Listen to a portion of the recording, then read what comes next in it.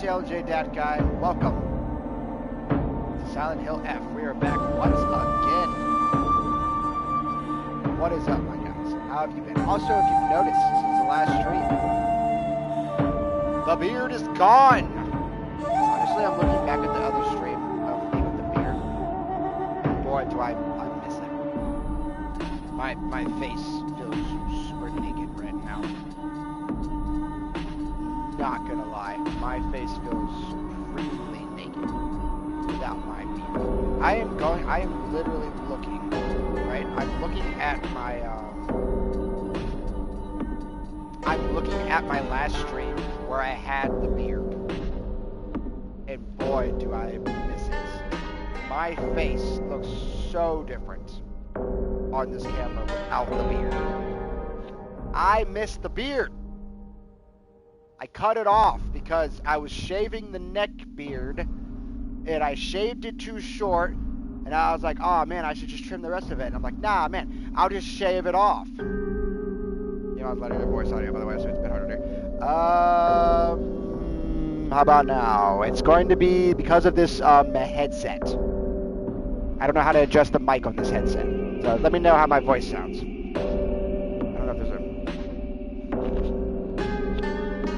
Alright! No, I'm just kidding. How's this? Is this better? Testing. Oh, my bad. Sorry. How's this? How's my voice sound like here? Does it sound good?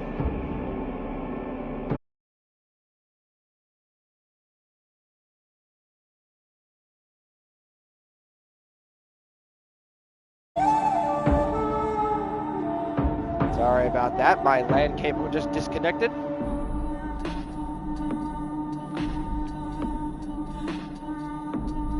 That's probably why the audio is so jacked, is because my internet was lagging. Speaking of which, let's see what my internet speed's at.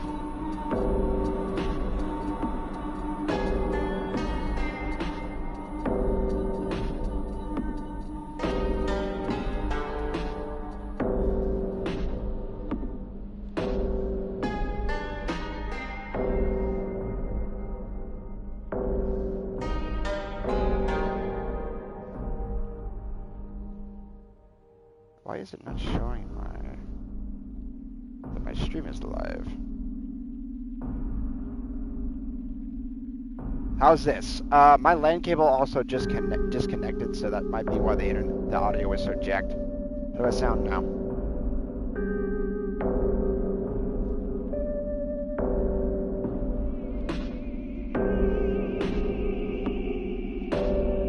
Does it sound better? I think the reason you were getting such strange audio also is because the internet was lagging, I believe. And when that happens, sometimes the audio clips. I hope that doesn't happen again, because that's literally just happened. Like, my LAN cable just disconnected and reconnected. So I hope that's not going to start being a consistent issue. I guess if I leave again, that tells you what happened. Also, welcome second viewer to the stream. Anyways, as I was saying before I was so rudely interrupted. Also, yes, the audio does sound incredibly loud, which might be because I don't have this headset's audio adjusted. Anyways, welcome to viewers to the stream. As I was saying, I cannot stand this right now. I'm looking back at the stream I just had. And boy, does it make me miss my beard. I miss my beard. It looks so nice in that camera. Now my face feels naked, and now I'm sad. And I feel like I'm 15 years old again. I have a baby face. Honestly, it's weird seeing my face on camera now, after so many streams of not seeing it. You look like a baby. I don't like it. I look like a child. I look like I'm back in middle school. Which, I mean, I guess that's a good thing when I get older, because that means I'll look younger, but it's like, I don't like it. I like looking scruffy and gruff. I miss the beard. I tried to shave just the neck beard, because nobody likes neck beard. Neck beard's kind of, Neck beard's not great. I was trying to shave the neck beard, but then when I was trimming the face up, I trimmed it too short. I didn't like what it looked like. So I was like, okay, then I'll just shave it off. I'll just shave the whole thing off. And now my face is naked and I'm sad. Although I have established that I have been told I have a decent jawline, so that's not too bad.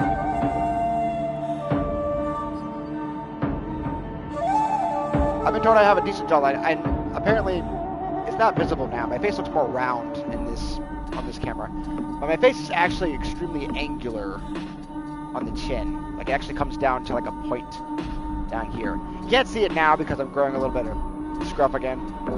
My little soap patches there, but it actually comes down to like a point, like right down here. I have a sharp jawline. Right now it looks round because of how the camera looks, but I actually have a very pointy jawline. It comes down to like a point right here. It's very noticeable when the hair starts to grow in on the sides here, and there's less shade and or more shade on like this part of my jaw. It's much more noticeable. I feel naked, like I said, and now I'm sad because my face feels. I don't like this feeling. My cats miss it. My cat Toothless loved rubbing on my beard, and now when I shaved the beard, she looked at me like, "You're not my father anymore." She still loves to rub on my face, but it's like, she loved that beard. She loved like how thick the hair was down here. She would just rub on it. She's like, "Now what have you done, father? You're not my dad anymore." You're not my dad!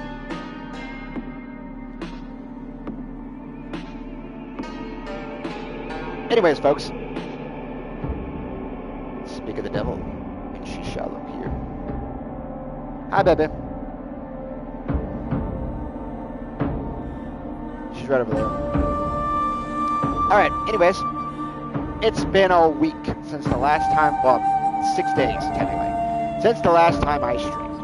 I'm tired of work, tired of life, tired of crap, but I want to stream some more of this game because I've been wanting to stream more of this game, and now I hope my LAN cable does not disconnect again. Hopefully that doesn't happen, because that sucked. That really sucked. Yeah, anyways, we're gonna get back into this. The last time we left off, we were heading to Shu's house. We left Ebisugaoka Middle School. Well, Shu abandoned me and ran away with Rinko, supposedly. We haven't seen them, but that's at least what Hinako thinks. But can Hinako blame them? She literally let them all die in her dreams, or in the supernatural world. So, I mean, she can't be too surprised that they abandoned her, especially if that was her like inner thoughts and how she actually felt about her friends. We're learning a lot about how people actually feel about each other behind the scenes, like how Sakuko actually felt about Hinako, how Hinako feels about Rinko. We definitely know how Rinko feels about Hinako, how Shu feels about Hinako. So far, Shu has not admitted his feelings yet. But maybe when we creep in Shu's house, we can see exactly what's in Senpai's head. Because I think Shu sees Hinako as more than just a partner. So, also, Hinako might possibly be dead, because they keep alluding to that fact. That this girl might be dead. Because if I remember, I was making my way up over the river and through the woods to Senpai's house we go. I was, and still they're shouting, Inky! Inky! Sup, girl? Long time no see. It's good to see you crawl out of the woodwork. You have crawled out of whatever pile of trinkets you were hiding inside of. You came up for a breath of air. Yo, what's up, Squatchy?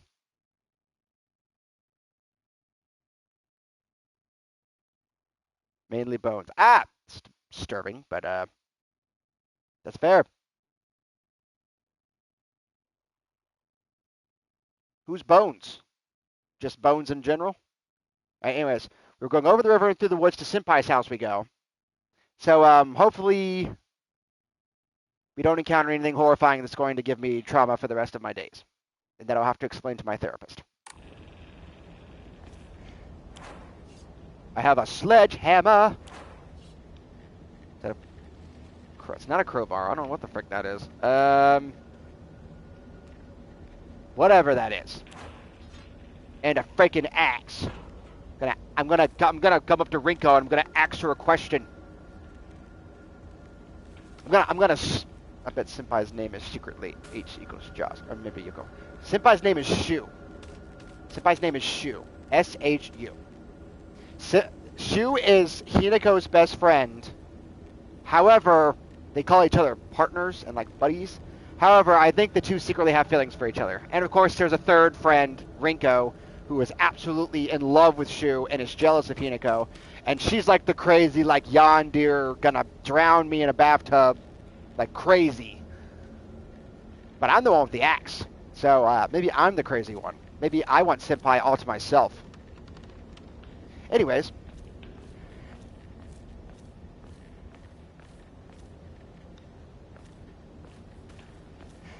Maybe I want to go on Space Wars with Senpai. Darth Senpai.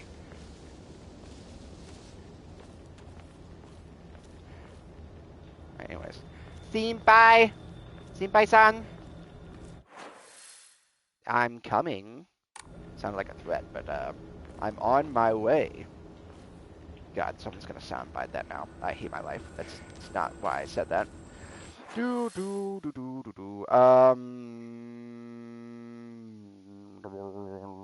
Straight.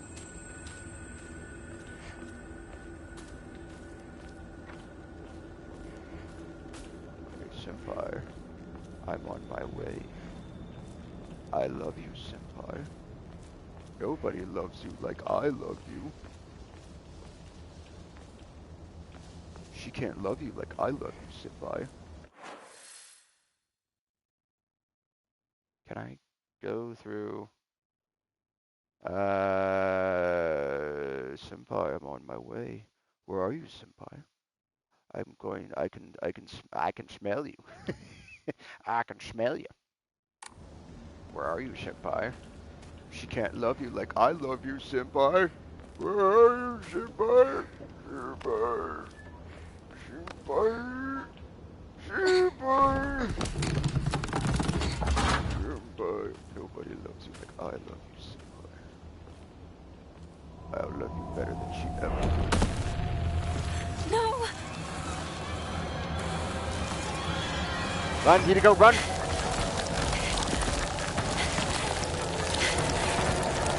Oh, this is the creature from the short message, I think. I need to go back and play that, like Oxley all the way through. It never occurred to me, I think this is the creature from the short message.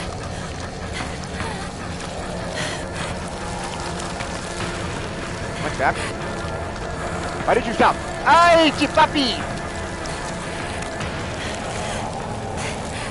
Here you go, you run down! Oh, frick! Here you go, you run like I did in elementary school. Frick! Ah! Ah! I'm dead! I'm super dead! I don't like this. Oh, nope.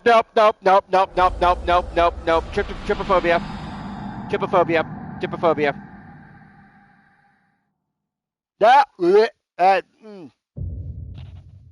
Oh man, that triggered something. Oh, nope. That triggered something inside me, and I don't like it. That gave me such massive trypophobia. Oh my, that was going places. I didn't know where I was going for a minute. I'm like, oh, okay.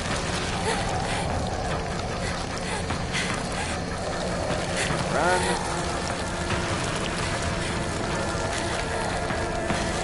Going. Ignore it. Up the stairs. Come on, don't go left. I mean, right. Oh, frick. Run! Need to go, run! The fog monster is still coming. Is she still coming?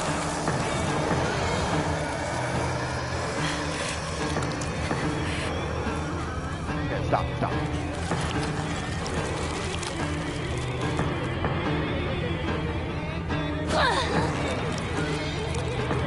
Is she still coming? Music's not stopping.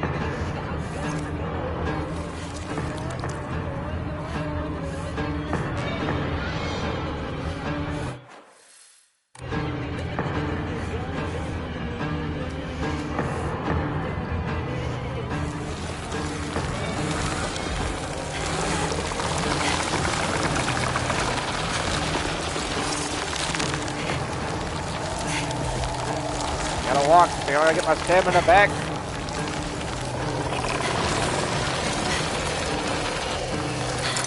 Open the freaking door! Open the door! Open the door! Oh yeah, I'm sure she can't. I'm sure fog can't get through a fence with a bunch of holes in it. Is it gone? I need a break. Let me take a nap. Let me take a nap right here. It never occurred to me. Okay, so there was a kind of a teaser little game that came out called Silent Hill: The Short Message. I believe this might be the same creature from that, possibly. The fog monster might be the same. I never finished it. I need to actually go back and finish The Short Message. Dagnabbit, I think she's behind me again. Damn it! That's why I hate that. Oh! What do I do about that? What do I do about that? Oh, right here. Hurry. Fog monster's right behind us.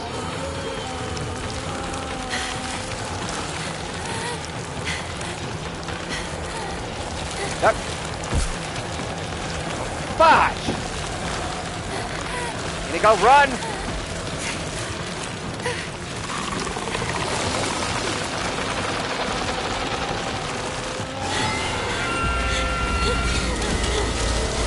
Roasting.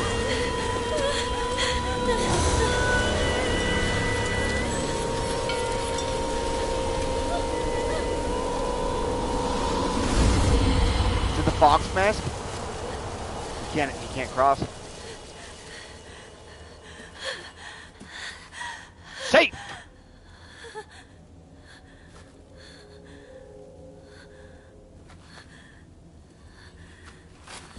I also like how she has a pipe here. Oh, now she has an axe. Did you guys see that?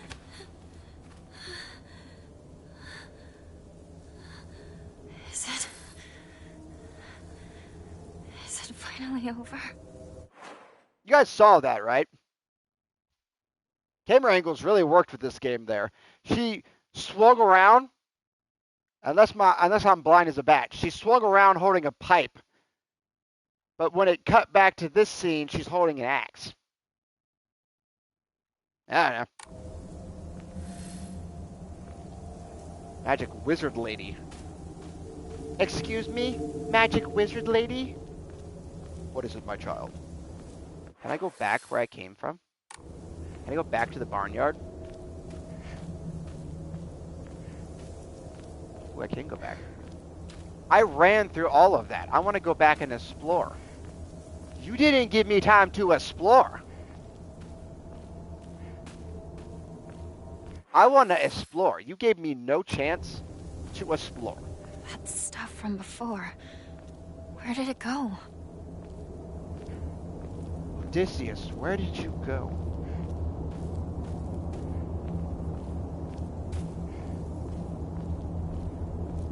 Like, you didn't give me, like, any time to freaking explore, okay? So I'm gonna go back, because this game is all about lore. And if I don't find the daggum lore, I don't know what's going on half the time.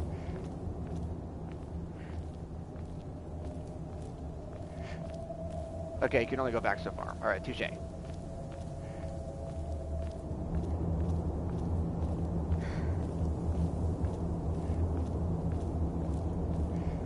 Can we just get to Shu's house? Can we get to Senpai's house? So I can steal his Letterman's jacket and wear it so that I can smell like him forever? Am I adapting a yandere correctly? Is that what that is? They just want to wear... Can I just rip his skin off just so I can wear it? Like a jacket? Miss Tulps. Milady. I get it. That's fair. Touche. I keep forgetting you're a freaking 6-hour time zone difference for me.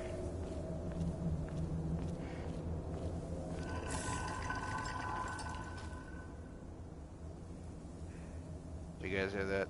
Is it just me? That's okay. Inky's here to keep me company. And you're also here in spirit because you're still in the stream. You'll just be passed out.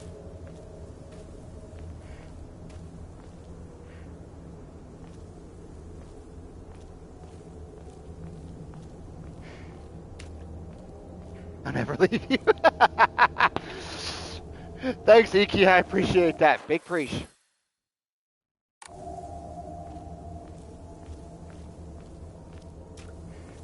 I'll never leave you. I like that. I'll never leave you. Notice me, senpai. Okay, it says to go that way, so I want to see what's up this way. Wait, I should save first. I should probably save.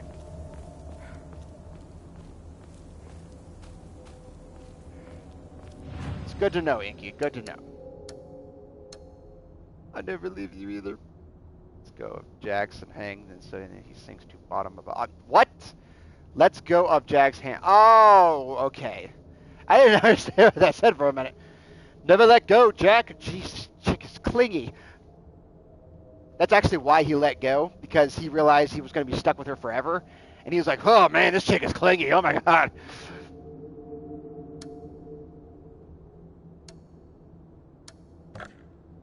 Because we all know, that door was big enough for both of them.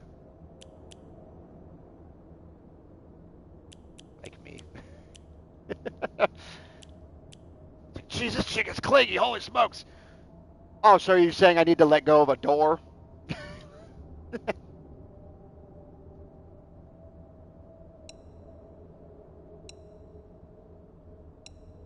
I'd reach out to Tulps and she'd just be asleep on the door and I'd just drown. Like,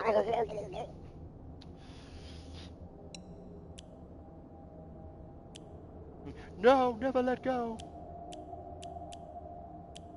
Tulps is like, yeah, I just fall asleep and let me drown. That's nice. That's nice, Tulps. I can swim, you know. I'd freeze to death before I drowned. Then I'd drown. Well, actually, I'd freeze to where I can't swim. Then I would drown.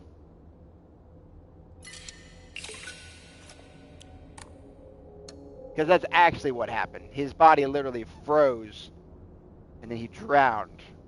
Let's show you the Titanic guy. I've already seen it. I've already seen it. Now I'd be snoring. The boats would be looking for you with the flashlight.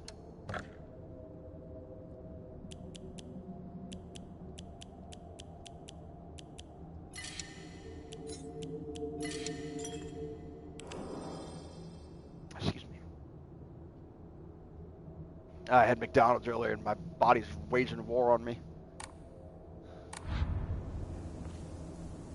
I want to go up this way because there's probably something cool up here, like a collectible or lore or a monster that's going to kill my face. Roll the dice. Alright. I think it just ends. I don't know why. What the fudge was that? I think it just ends. Ha, I had McDonald's and you didn't.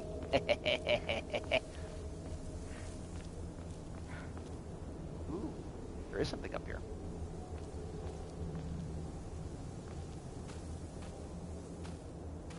Is Wait. this Sakuko's old shrine? Wait a minute. I heard it used to do very well. But that people stopped visiting it after the fire. There was a fire? There was a fire?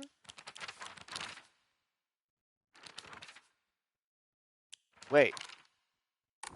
It said the journal was updated. Well, what updated? Oh, Forgotten Shrine. I heard once that there was a shrine in shambles near Shu's house, but I never knew it was here. Shu told me back then that there's treasure at the roots of the divine tree or something. Sakuko once told me that this place is where the real Senenshugi Shrine is.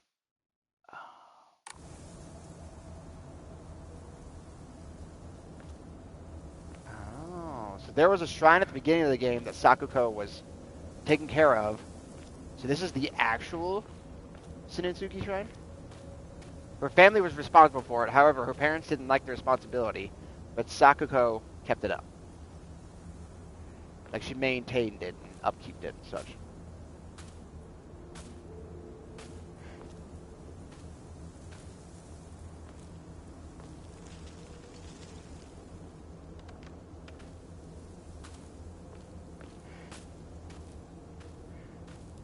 Oh, girl, Sakuko. Yeah, she did. She was the first friend to die. Spoilers.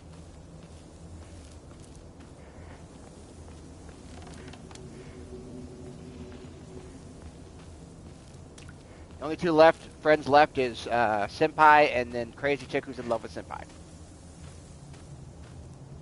Yeah, she died violently. It was pretty horrific.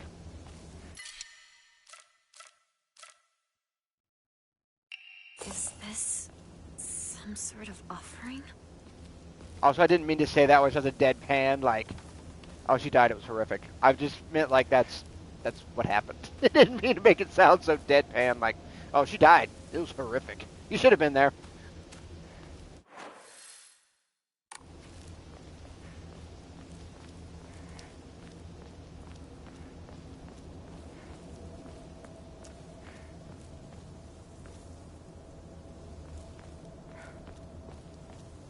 Also, my girl Hinako's been through a lot. I mean, she done ripped her schoolgirl uniform.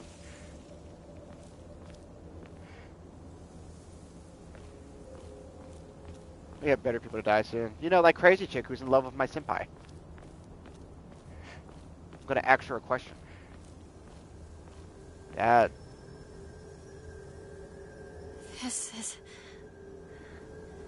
the divine tree. It's in bad shape now, but I bet it used to be pretty impressive at one point. That's a big tree. Wicked. It's probably beautiful at one point. It looks like it was struck by lightning. Yep. It's the freaking Great Deku Tree from Legend of Zelda. Man, I'm a freaking nerd.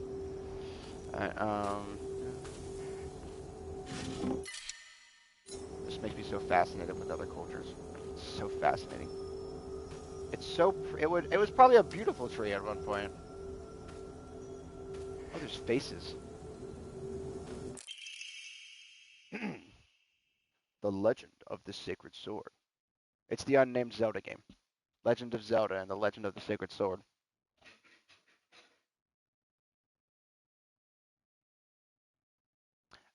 I think my cat just knocked something over. I'll be right back. Doofus, down. Get down. Get down.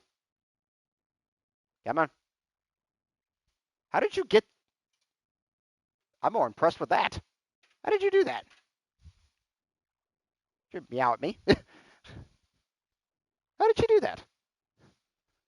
I don't know how she did that, but she managed to get a mason jar that was upside down in the dish rack, surrounded by dishes, right side up. Yes, Inky, it's Toothy baby. She's doing okay. I should have grabbed her. I should have grabbed her so you can see her. It's been a minute since you've seen her.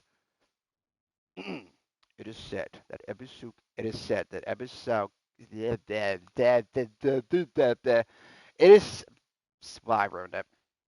I was trying to do a narrator voice, but I completely botched it. It is said that Ebisu Gauka was a hidden village that once served as a refuge for defeated soldiers of the Taira clan. Unfortunately, evidence to support this tale has yet to be found. Still, Ebisugaoka shares many cultural similarities with those of other hidden villages, and it is my belief that this tale is true. According to other local legends, the soldiers who fled here vowed to exact revenge upon the Minamoto clan and restore the Taira clan to its former glory. Upon swearing this oath, they buried the sword of their deceased leader at the base of the great tree that serves to protect this land. It'd be a historical breakthrough if we could find that sword. Ooh, fall, I'm about to find a freaking sword. I'm about to freaking mess people up. I'm gonna stab Crazy Chick with a sword. Dude, if I find a sword, I'm gonna lose my freaking dadgum mind. Also, I'll grab Toothy Baby if she comes back through here. Dude, I'm about to friggin'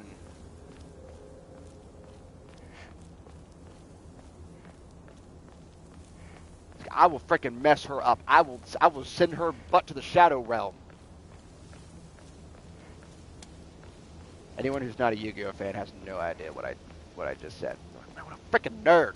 Makes a Legend of Zelda reference, makes a freaking Yu-Gi-Oh reference. What a nerd! Nerd!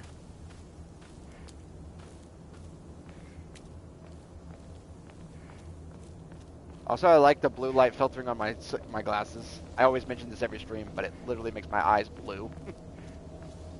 Look into my eyes.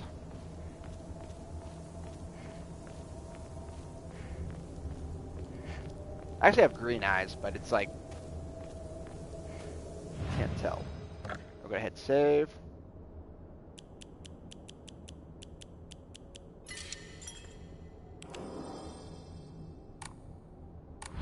If Toothless comes back through here, I'll grab her so she can say hi to Inky. Because she hasn't seen Inky in a while. Excuse me. Onward to Senpai's house. If I get there, they better not be playing Twister. Because if he's playing Twister without me...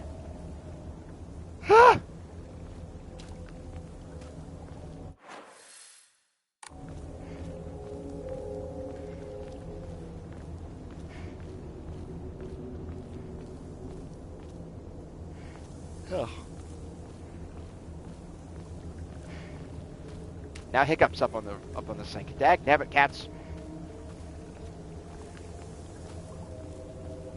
This is why we can't have nice things, you know.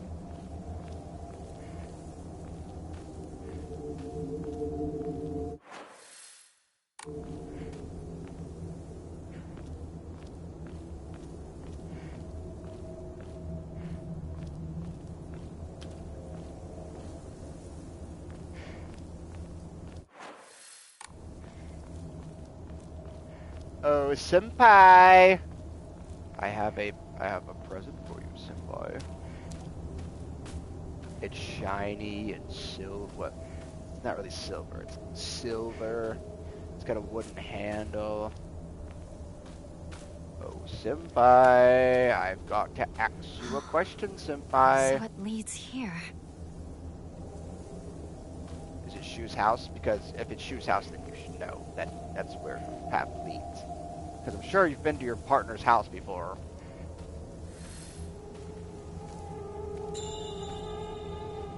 The light flickered. We have arrived at Senpai's house. Oh, Senpai! You better not be playing Twister with Rinko in there, Senpai. I'll be asking her a question if you are, Senpai. Shu!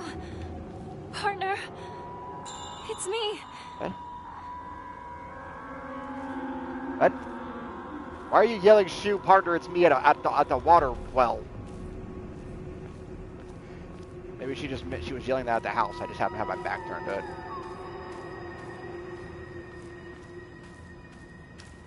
Oh, Senpai, I'm creeping through your garden, Senpai. I'm creeping through your garden, Senpai. Also, there's water back here. Oh, Senpai! Where are you, Senpai? Where are you? I just want to find you so I can give you a big hug. Where are you, Simboy? Oh, Simboy. Where could he possibly be, Simboy? I love him, I love him. Nobody loves him like I love him.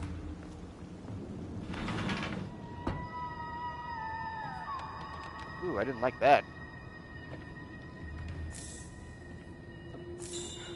I'm about to have a boss fight, because that's a lot of red capsules to pick up. Ooh, I had to come this way anyways. The key to Shu's house looks like it's been left there, stained with dirt from Shu's long days of growing herbs. Hinako began complaining of headaches in middle school. When I tried pinpointing their root cause, things always seemed to come back to stress arising from her poor relationship with her father. In other words, she is suffering from tension headaches. I first recommended that she use over-the-counter medicine, but soon she started asking for them more and more often. She was getting addicted. I don't like the thought of Hinako developing a reliance on such drugs, so I switched her to traditional Chinese medicine that uses kudzu root and peony, as it should put less of a strain on her body. That said, I know the real reason she comes around so often isn't just because she's looking for medicine, but for a place to air her grievances about her father. As my grandmother always said, you can greatly improve the flow of someone's chi simply by listening to their troubles and empathizing with them. Hinako was thrilled with the medicine I gave her and said it worked wonders, but the truth is that wasn't the medicine alone. I want to hear out all her troubles and concerns. I mean, that's my job as her partner, right? Shu. Shu is in love with you, Hinako. I guess I'll wait for the two of them inside the house. He feels like he has to call you partner and like homeboy and homie because he's afraid that if he looks at you like, I don't know, a woman, that he might admit his feelings for you. That's the real truth. He is denying his feelings by trying to make you a bro. Don't hide from your feelings, senpai. They will come back to haunt you. Hide from your ceiling, senpai. Also, Toothless is right here. Hi, baby.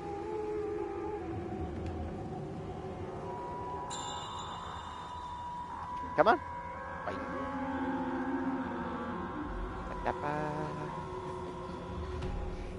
Come on.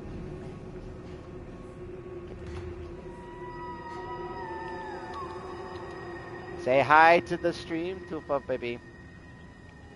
Toofy baby, Toofy baby. Say hi to Inky. Say hi to baby Inky. Come on, baby Inky. Say goodbye to Inky. Ah, she got my baby. She my baby. She my baby. She all mine. She my baby. She making biscuits. She my baby. Also, Hiccup's right over there.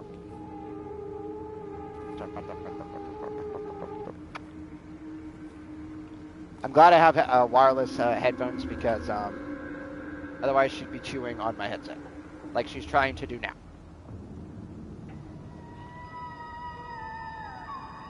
Bakery open while Scariest Game is on. Yep. First I was confused. Confused? Ugh. Man, I'm just on a roll with the freaking words tonight. Confused. Yes, she was making biscuits. Oh, there she goes. Bye-bye, Toofus. Wait. I must grab a drink.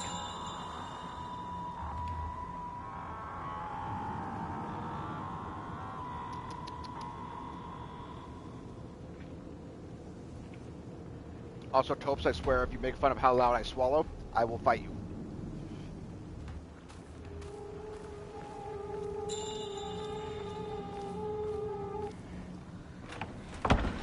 If I went in the other door, it was the front door keys. I don't think I could have got it. Wrinkle. Come on now, come on. I want to explore Shu's house like a creep.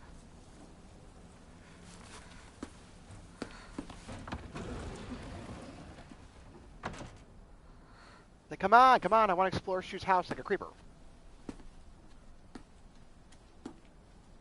Is that a picture of Senpai? Ah, he's so cute.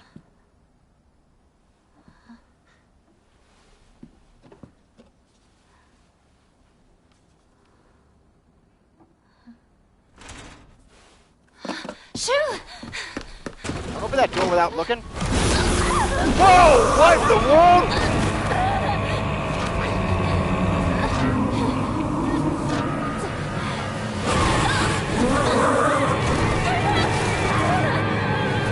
Hey, yo, what's up, Athena? What's up, girl? The fudge was that?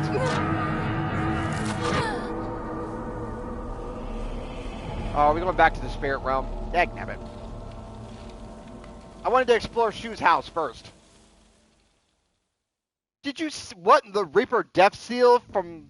Did that not like look like that was gonna be that thing from Naruto, the freaking creature from the Reaper Death Seal? I don't trust you. The path ahead is one of great pain. That was suffering. you, wasn't it? You're like some creepy creature, aren't you? I know. But I'm not afraid. Wow, she is like infatuated with him now. Onward then. Here we perform 3 rituals. Hey, yo! Oh, yeah. Okay. He's not that was him! That was him! He's like some terrifying creature, probably. Oh, he's not even there. He's not even there.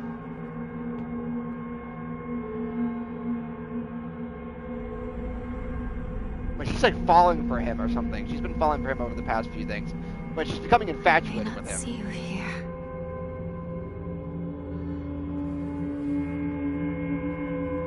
But I feel that you are with me.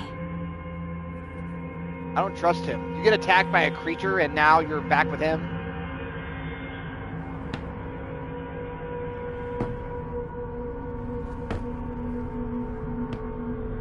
Also the fact that you just opened that door without even thinking to be like, Must be the perfect person for you.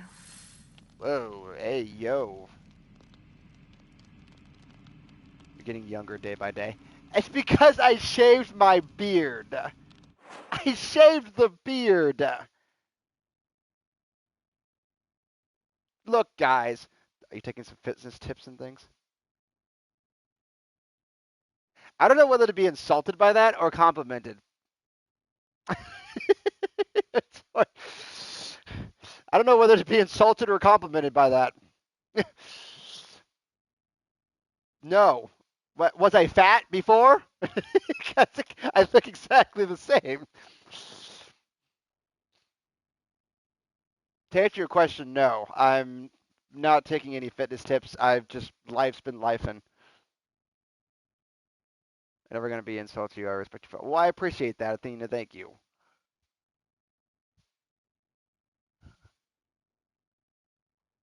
You're my good social friend. Yes, we are good social friends. They're fighting.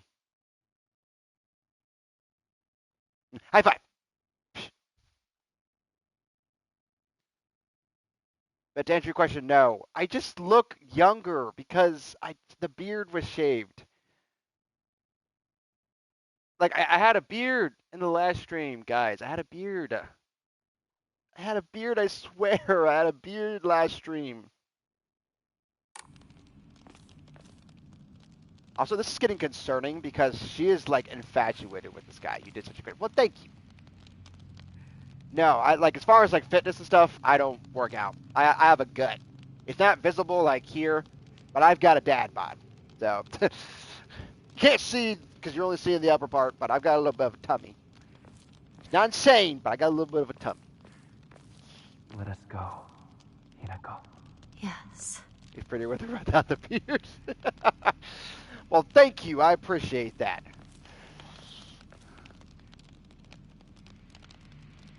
I prefer the beard, though. I'm not gonna lie. I like the beard.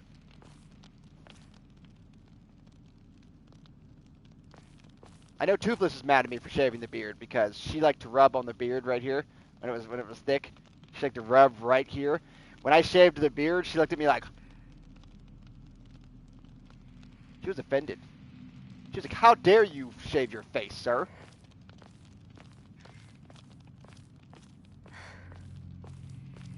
Also, you just missed Toothless, Athena. You missed my baby.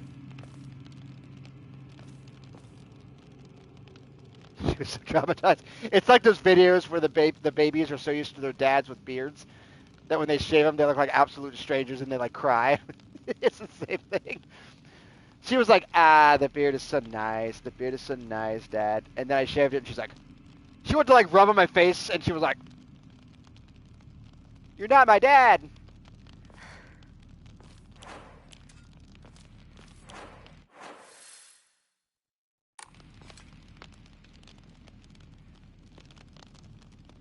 Her and Hiccup are really lively right now. They are playing. They are playing. They're having a good time. Also, Topes must be past the freak out because she's not messaged in a while. Topes, sweetheart.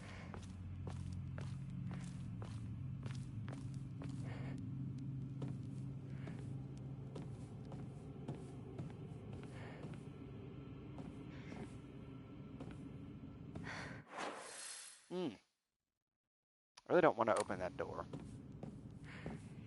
How do I keep accidentally going the right way? It's so upsetting.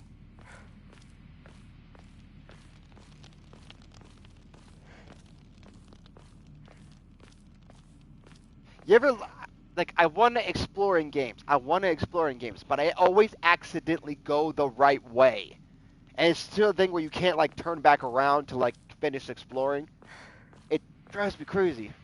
There's something about this wall. Okay, Athena, Inky, Topes, who's unconscious. She said there's something weird about this wall. Now, between the group of us, what do you think is weird about this wall? I feel like it's pretty obvious what's weird about this wall. But I want to get your guys' opinions. What's weird about this wall? Because I don't see anything weird about this wall. I don't know about you, but it looks like a normal wall. This looks like a normal wall in my house that I would just look at any and every day. So, tell me. I don't see nothing weird about this wall. It's a normal wall.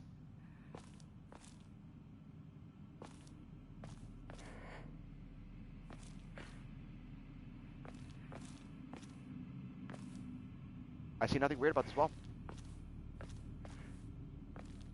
Also, is this like a puzzle? Am I supposed to like light something on fire, do a little jig, cut something? I was gonna say 2 words together, but it was gonna sound bad, and I don't want that to sound bad. There is fire. Also, look how bright as that is. Like, look, watch. Dark. Lights. Dun.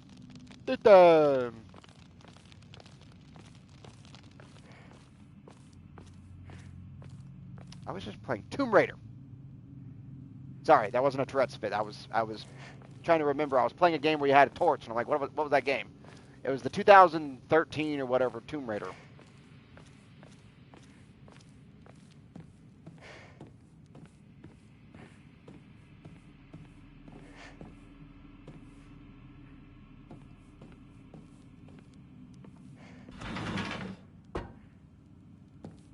I really want to host an instance in VR chat tonight, but I don't know what I want to host. We're going to figure out more about the fox spirit. Family physician's log. I have received reports that the patients will sometimes make strange sounds and try to get on all fours and crawl. Sounds like a normal Saturday to me. Housemates who served the family for many years whisper among themselves, speaking of so-called fox possessions. I have scolded them for spreading such unscientific, superstitious rumors. Today, I was ordered to keep silent about this matter by the head of the house. The family has denied my request to transport them to a hospital. I wonder if it is out of fear that talk of the supernatural will tarnish the family's reputation. However, I do not expect the patient's conditions to improve with in-home treatment alone. Because it's not being treated at all. They're just being, like, suppressed and hidden. Fox possession. Interesting. Interessante. I should probably keep... I need to grab as many health items as possible because my butt dies really easily because I suck. Because I suck at this game.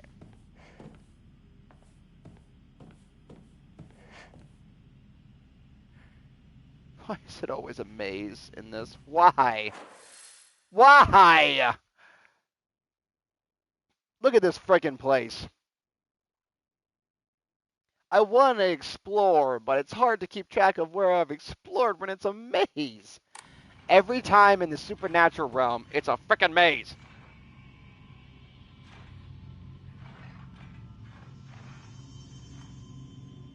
Why does it have to be a maze?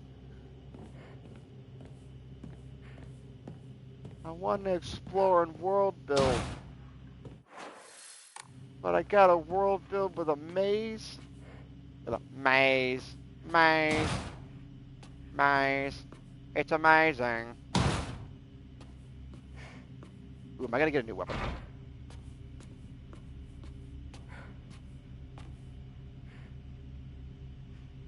Same wall. Okay, so hopefully these rooms do not change, because if they do, I'm gonna punch a nun.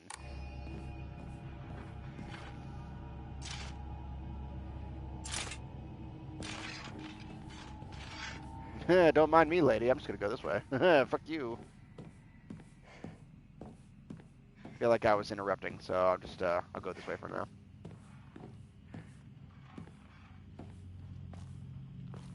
Also, I don't trust this fox spirit, and I never have.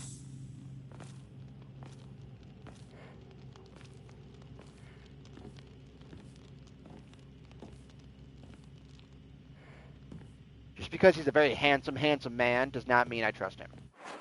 If I've learned anything from horror movies, you never trust handsome men. Or beautiful women. They will rip your heart out and sell it. Or eat your soul, or rip your flesh off and wear it like a coat. I've seen too many horror movies. I've seen too many horror movies. It's just, yeah. I've seen too much. I know too much.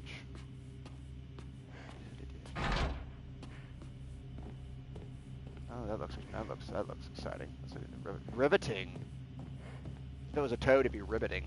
I'm gonna go walk off a cliff now. That was the stupidest pun I could have probably come up with. That was really freaking stupid.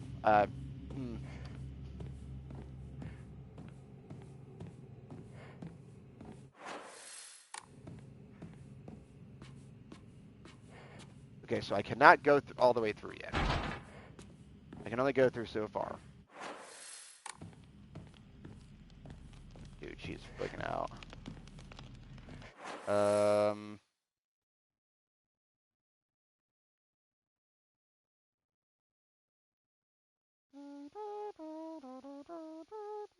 Okay, I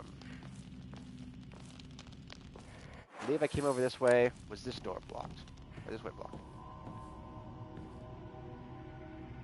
There is a save point. I might want to go hit that save point first, just to be on the safe side. Just to be on the safe side. Yeah, that's the reason I have trouble talking to women. No good, it won't budge.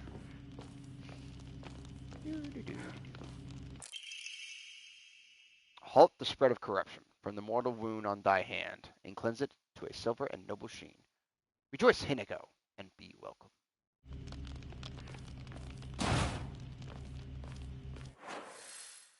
Rejoice!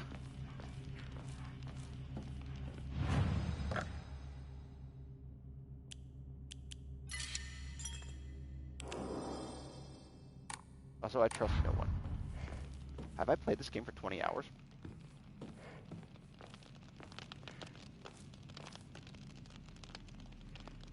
Toothless is sitting here again. Hi, baby. She's like, Father, what are you doing?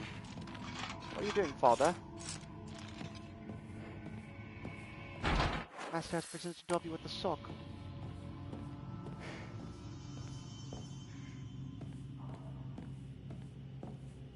sorry, Master has given Dobby a sock. Master has presented Dobby with clothes. Dobby is free. That's the line.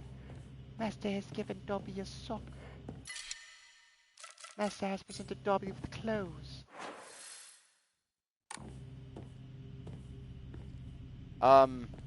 Where did Gangly Chick go?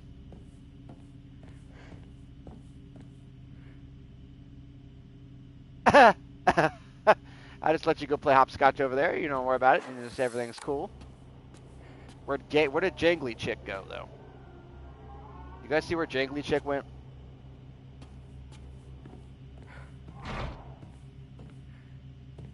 I heard Jangly Chick. What in the world is that noise? I know I heard Jangly Chick. Jangly Chick is around here.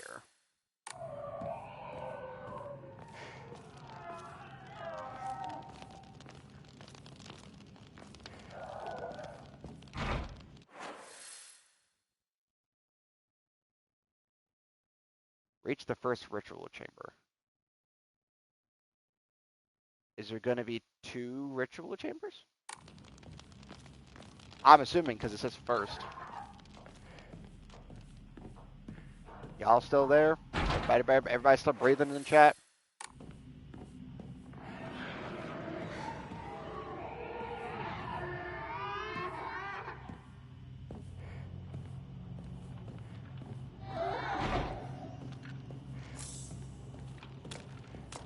Everybody's quiet. It's all quiet on the Western Front. Eating graham crackers.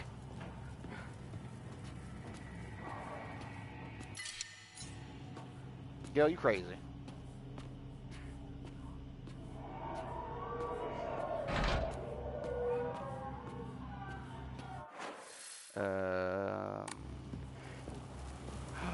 Ooh, blue flame.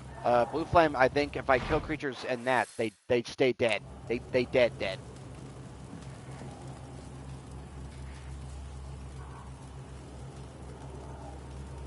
Well, that's horrifying. Ta-ra-ra boom die, ta-ra-ra boom die.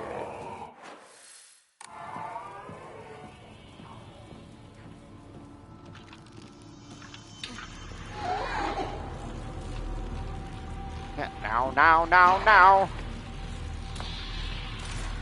Excuse me, miss.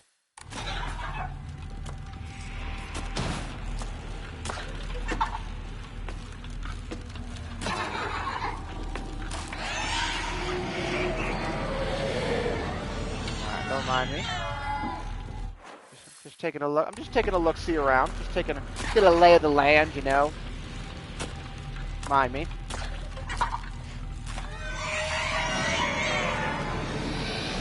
Also, I just saw Jangly Chick. Oh, there she is.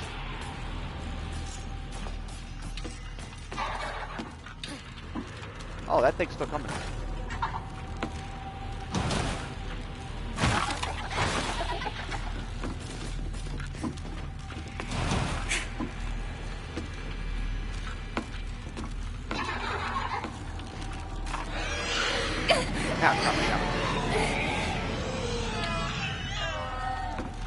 Ow!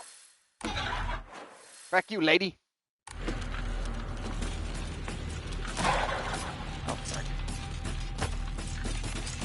Oh, fuck, she's coming. Oh, fuck, they're both coming. Alright. Wait, I got an idea. Ow! Witch. Come on. There's blue flame on that one room. If I kill them in there, I think they stay dead.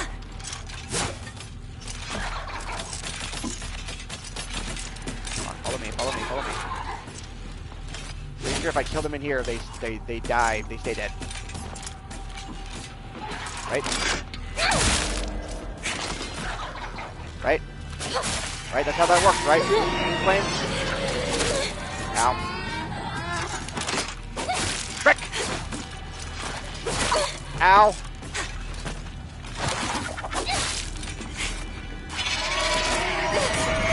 Oh, frick! Get off me, crazy chick! Ow! Back off!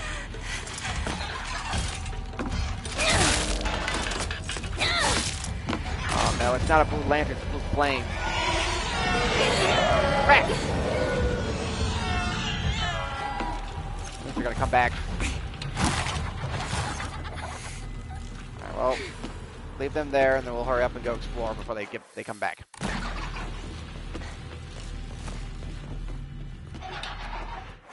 Dang, I thought that was the blue flame, or lanterns, where if you kill them near the blue lanterns, they stay dead.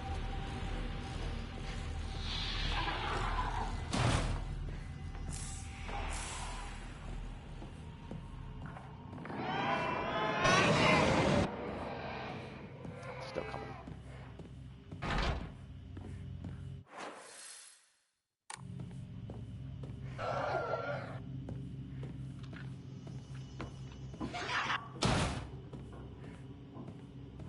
Alright, Jangly Chick's only gonna stay down for so long.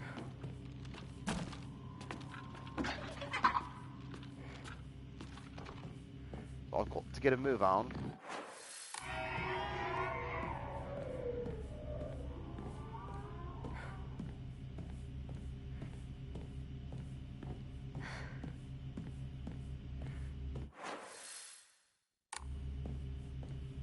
I went that way. Is this door locked? Alright, so I guess I'm going to the stairs on the other side.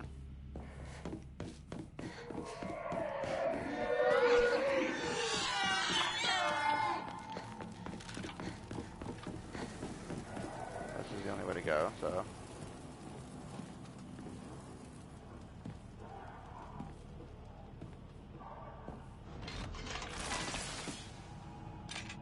Oh, you've got to be kidding me. Is she gonna come through here? We have arrived. Oh! Hinako. Yes. I'm coming. Jiminy Christmas Fox mask, you scared the frickin' crap out of me.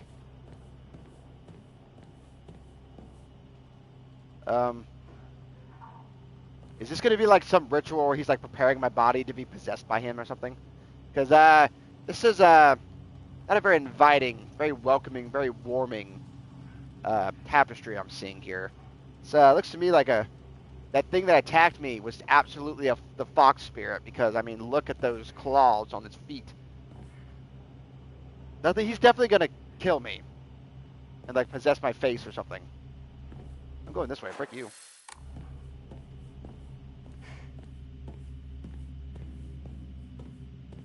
It's like, I'm going this way. You can have fun with that. I have not trust Fox Mask from the get-go.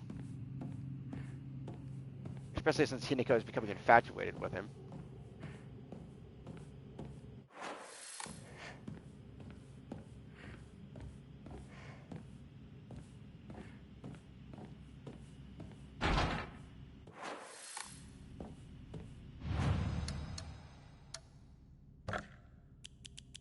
And get the dry carpus? Carcass.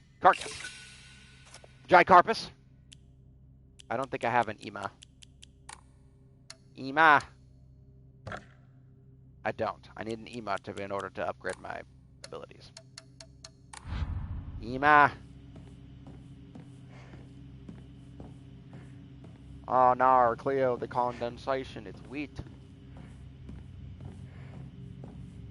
I need a freaking Ema. So I can, level up. Well, I guess let's go follow Fox Spirit and hope he doesn't murder my face.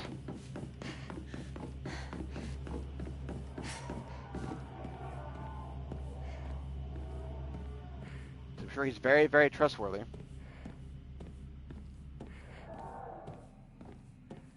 He always walks ahead of me.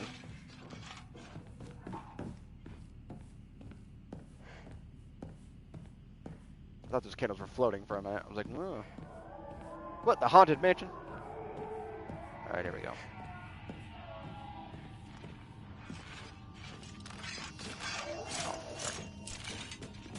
Ah, come on.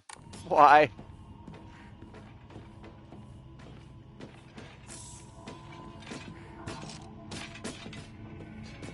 Well, we're gonna try to dodge the enemies because they suck to fight.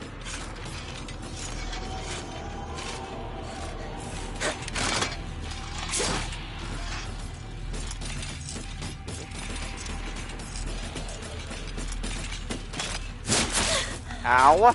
You moved a lot faster than I thought you would.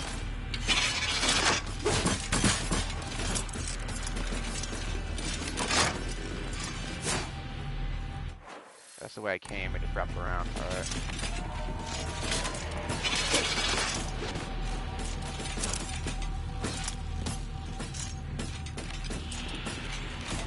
Mind me. Coming around. Whoa, hello.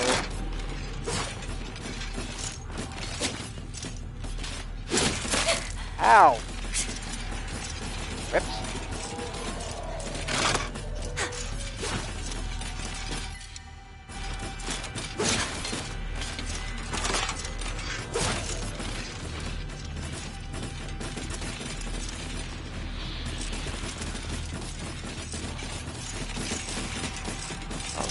What? Do I have to kill them?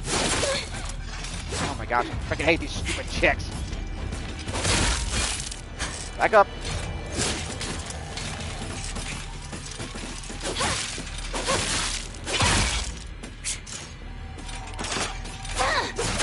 Ow.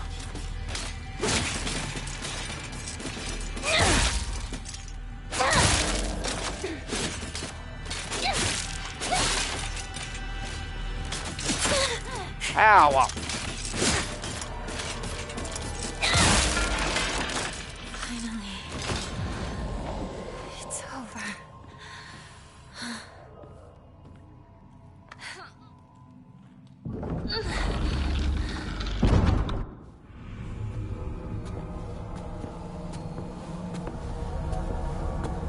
I really don't trust him. And he's just back again.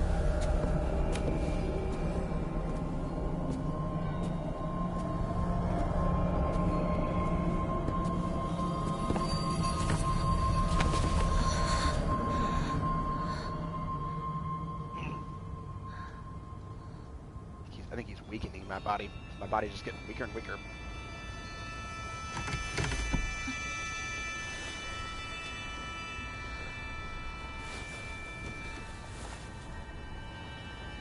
I am right here, by your side.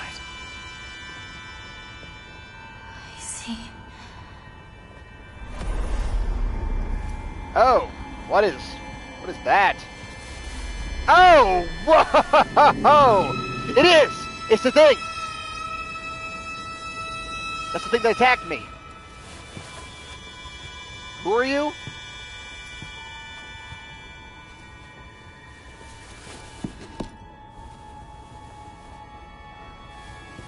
Mask is... Oh, there's more than one! What is happening? Hinigo, you need to run. Oh, there's a third one. Are you gonna cut off my arm? Oh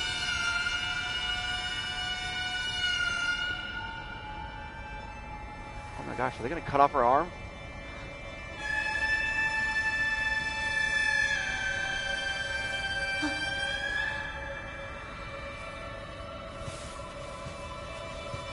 Oh my god, they're gonna cut her arm off. What the fuck?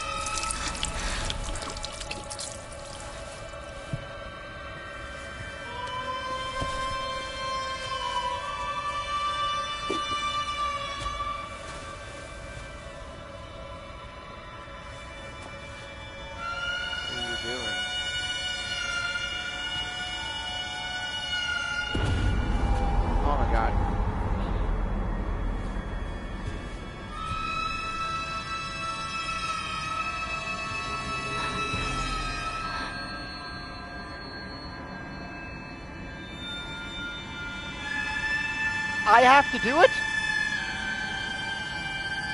Hinigo, are you insane? Oh my god.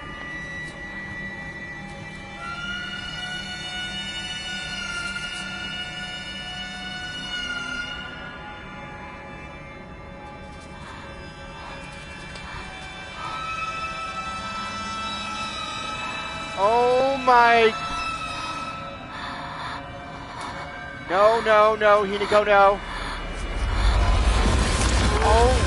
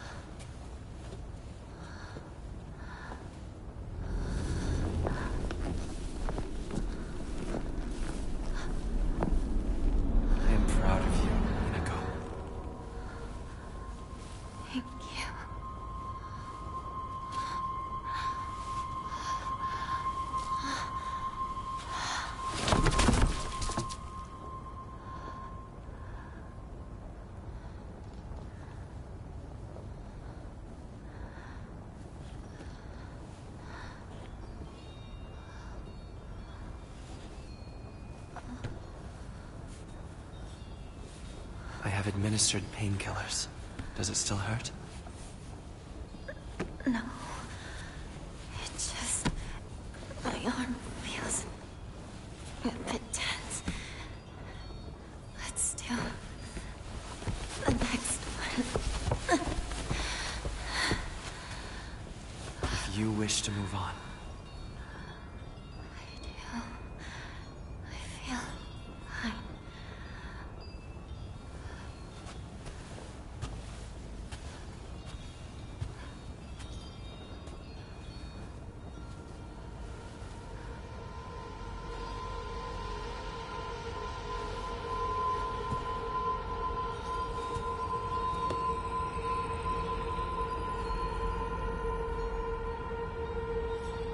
It's a beautiful arm.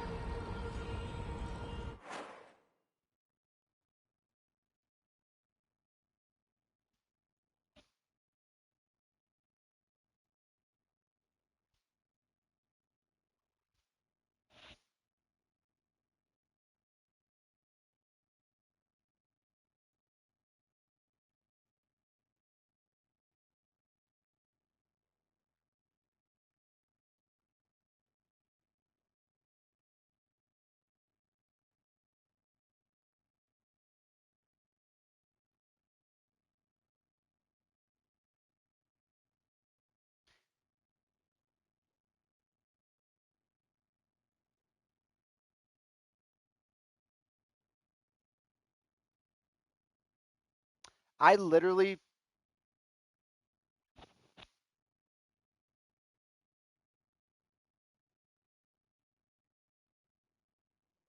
I literally, I played a lot of horror games, right? Watched a lot of horror movies. A lot of horror movies.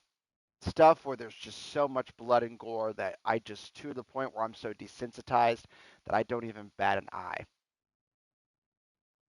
For some reason, they didn't even show the overall action really happening. It was off screen. That was one of the most horrific things I've witnessed in a video game. I've played Outlast and God of War where there's just unspeakable blood and gore. But for some reason, that sequence was one of the most horrific, unsettling moments. This girl is so completely lost in this dude, infatuated with whatever this creature is, that she literally chopped off her arm and allowed them to put whatever the frick that is in its place. Keep in mind, we're in the spirit world, so when she wakes up, she might still have both of her arms. But is this implying that she's becoming some sort of creature, that she is being possessed by this fox spirit or fox demon or whatever is happening? We don't even know if Hinako is actually alive in the real world. Because the concept of Silent Hill is it's not real. It's taking place in your brain, supposedly. Like the universe of Silent Hill, the world where the fog and the mist and everything is, it's a manifestation of the person's brain and their trauma. Like in Silent Hill 2, James Sunderland is manifesting Silent Hill's creatures and horror. Now, the movies, it was actually supernatural what was happening. I couldn't tell you if some of this is supernatural or if it's just a manifestation of mental trauma and things like that. Because these games are heavy on mental trauma.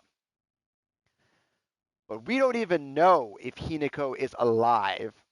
However, if this is real, what's happening, is she being possessed by this fox spirit? The fox masked demon, the guy that she's been seeing, at first seemed like a nice guy. The first few levels you see with him, he's like helping her, he's guiding her. But it becomes very apparent he's trying to use her for some sinister purpose. Is it like something where he's trying to manifest in the physical world and he needs a vessel in order to do that? So she's willingly giving herself to him so that he can turn into the... Because that thing that attacked her in Shu's house had an arm just like that. So, honestly, all of my theories about what's happening have gone completely out the window because there's so much to digest now and dissect from what I just witnessed. Because it seemed like it was a big like coming of age thing for her. She's trying to get past her trauma with her parents. She's of her cruelty that her father shows. That trying to live up to her sister, who's like this huge success.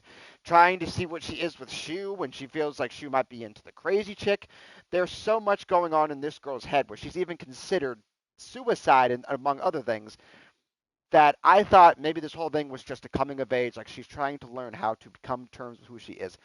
That is like, this seems more like in her brain. Like this is like it's trauma, because trauma can present itself in many different ways. But this is actually seeming like the creature itself is real. Like whatever this Inari-sama is, which is the god, the fox spirit, which is supposedly, I guess it's supposed to be Fox Mask. Now I don't even know if she's alive, because in sequences with Rinko and Shu, where she was behind them and was like listening into their conversations, Rinko was telling Shu that Hinako is dead and that he needs to accept it. So I don't even know if Hinako's alive. I don't even know if this character's alive in real life. Maybe this, who knows? Maybe she tried to kill herself, and this is like the weird purgatory between life and death because she's still alive. Who knows what's actually going on? But right now, because that's why that sequence was so shocking to me, because she has become infatuated with this fox spirit. I don't even know who this fox spirit is, but I believe it's supposed to be Inari-sama, which is the fox spirit that this town worships. It's like a Chinese fox spirit. I believe that that's who this fox mask is supposed to be, but is he real? Is this all in her head? Is this like the beginnings of possession? Like, is he starting to take control of her body? That's why she literally chopped her arm off and now has this creature, horrifying werewolf-looking arm. Which the sequence was wicked after that. Like, putting the werewolf or the fox arm on was wild. But literally, even though they did not show her actively really cutting the arm off, it was kind of like out of shot. That was genuinely one of the most unsettling sequences for me that I've ever seen in a horror game, because of how they set that atmosphere. How they set that sequence was just absolutely horrific to witness, because not only did they make her sacrifice her arm, they made her cut off her own arm. And it was the fact that she wasn't like, oh, maybe I shouldn't do that. She actively did it without really hesitating. This girl's got some serious mental issues. Like, she just chopped off her own arm and allowed them to stitch this. I have no idea what's going on anymore. All of my theories have gone out the window. I literally do not know what to think now. But now I have a fox arm, which is just awesome. Okay, so hold X near enemies who have been rendered inanimate to use Soul Siphon. This prevents the enemies from...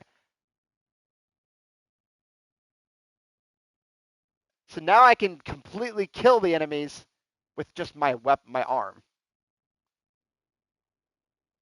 That is cool, but what the fudge?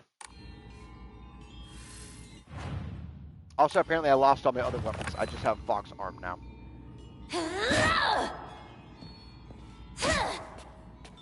What is this game, man? What is this game? What is life? What is anything right now? I have no idea what's happening in my life and history right now. I am questioning anything and everything about myself, about my my upbringing, about my childhood, man. I am just absolutely baffled. I don't know what the frick is happening.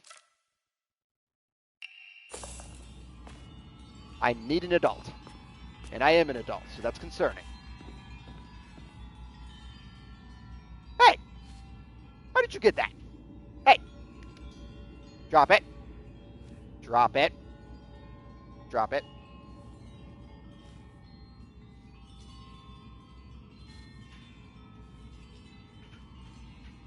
Leave it alone. Seriously, it's like having toddlers. It's like having kids. Get that thing out of your mouth.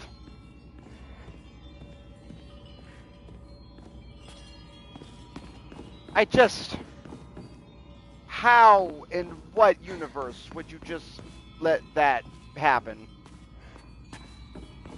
Listen, man. I've been infatuated with people before, like having a crush and stuff, but I've never been so crushing on someone that I'm willing to chop off my own arm and allow them to possess or put a fox creature arm in its place.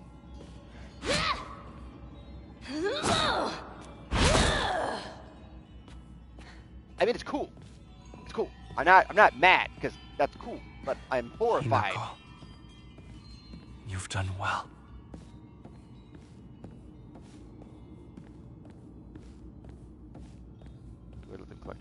Yes, but I would not chop off my own arm for any woman.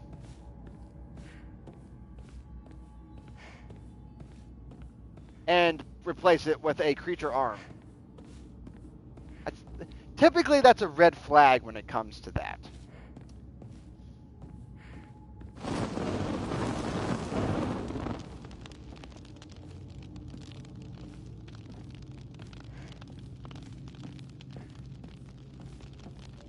That's fair. I like me arms.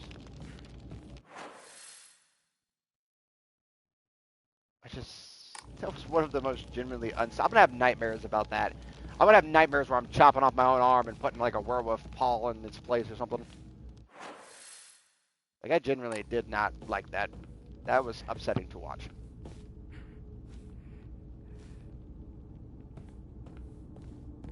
This game's really good though. I ain't gonna lie. I've really enjoyed this game. It's been a very good story. Definitely have no freaking idea what's going on, but I mean, that's kind of the whole point of Silent Hill. Is you don't really know what the frick is happening.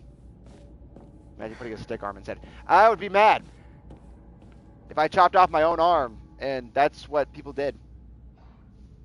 All right, hang on. Get that thing out of your mouth. Get it out of your mouth. Come here. Come here.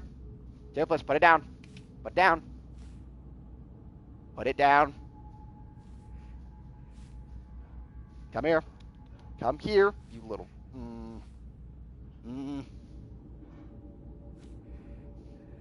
Okay, put it down. Mine. You little stinker.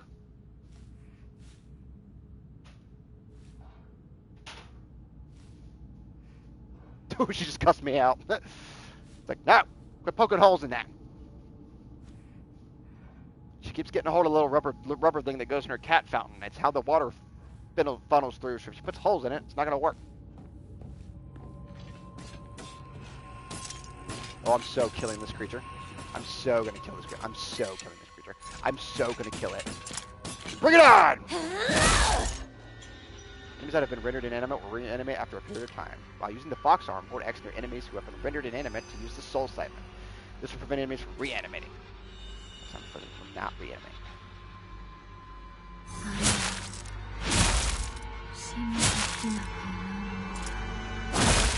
That I am worth you have given me. Bye, Felicia.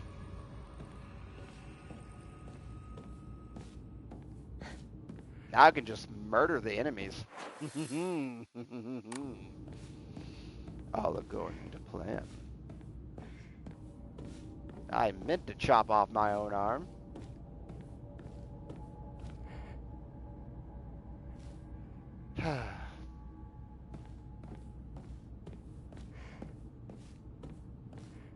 Duplis is being ornery tonight.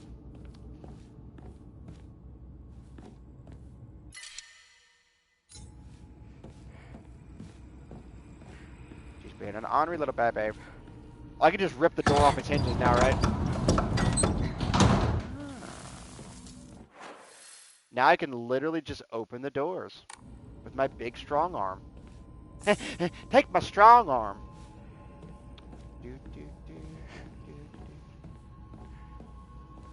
Here, take my strong arm.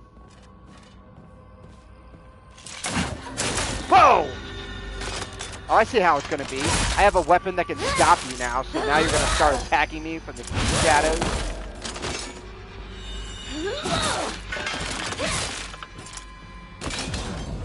Now you're going to start attacking me from the shadows, huh? Huh?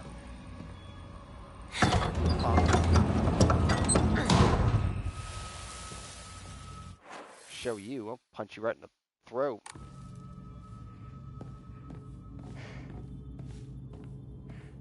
Show you what it's for.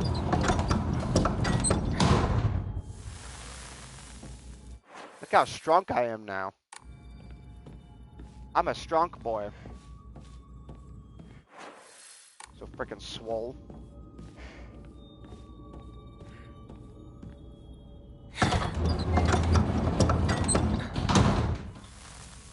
Oh, hey yo.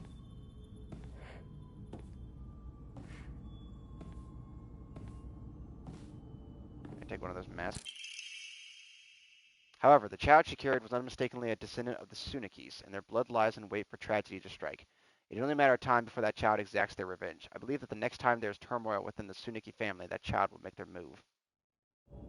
I'm so confused as to the lore of this game. Ooh. I found an Omamori. Dang! This does everything. Get rid of one of the Kutsu teas.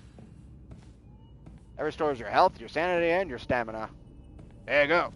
There you go. Okay, so let's go through all the doors that we could not go through before. Okay, so I still can't open certain doors. I can only open certain doors. That was a dumb freaking sentence. That was a dumb statement. I can't open certain doors, but I can open certain doors.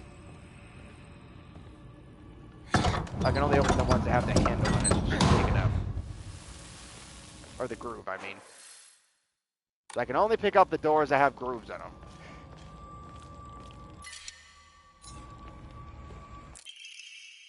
Thy lovely silver arm grows strong, thy figure no longer mortal but divine. Unto thy limb has the power of purification been bestowed. Grace us now with thy newfound strength. Okay, whatever you say. Freaking weird, but you know, whatever floats your boat, buddy. Get into that kind of thing. I better save real quick.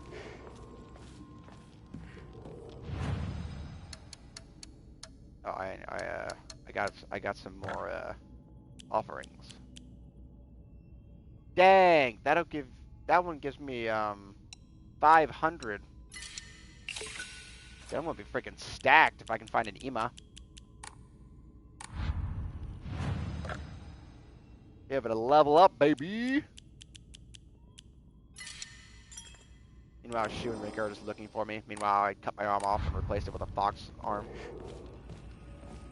Because I can. Okay, so I need to go that way towards this... reach the second ritual chamber. Where... I heard Jiggly Chick. Oh, I see how it is. Now, because they're terrified of me, they don't want to attack me head on.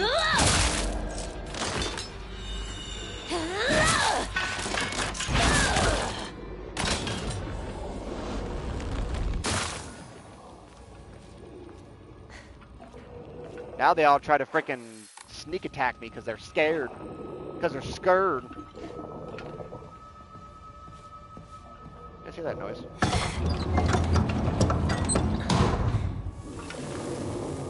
Oh, it's this guy.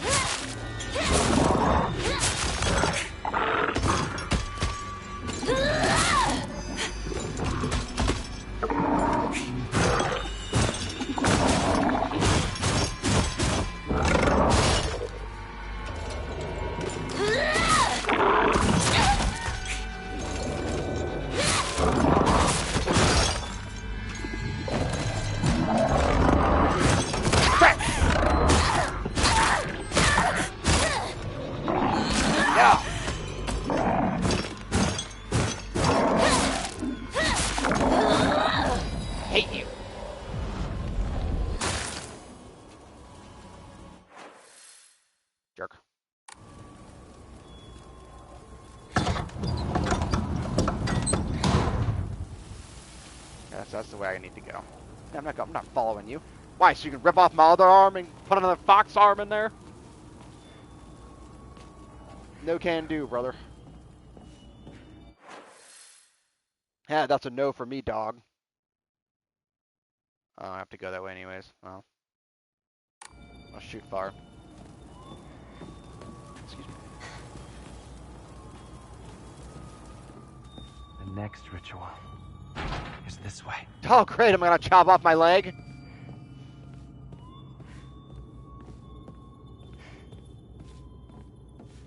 Oh boy! Oh yay!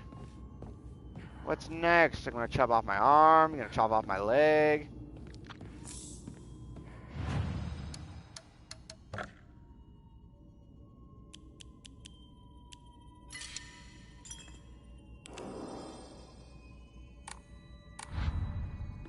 Here goes nothing. This looks like a boss fight.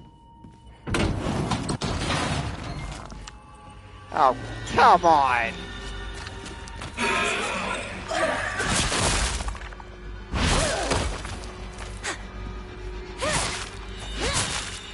Gross thing again.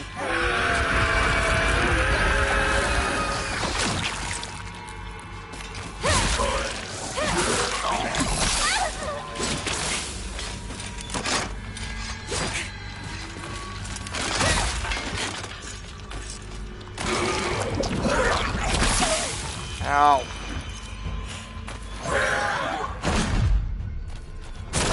Ow! Ow! Bitch, die!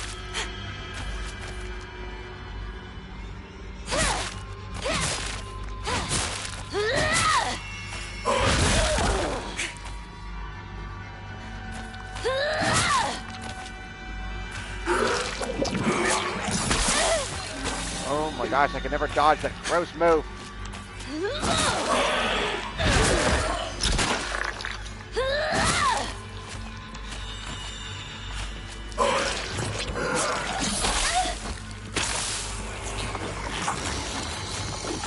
Ooh, lady.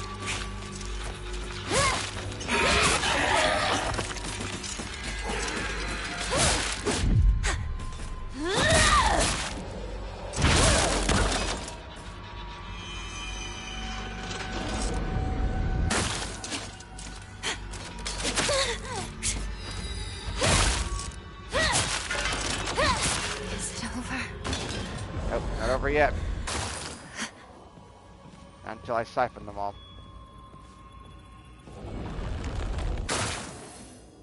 There we go.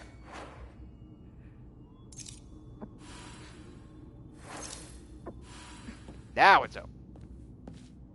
Huge.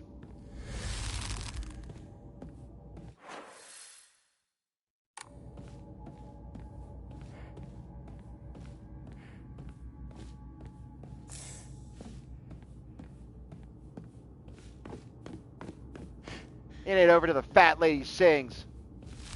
Don't you bring my ex into this. Do do do do.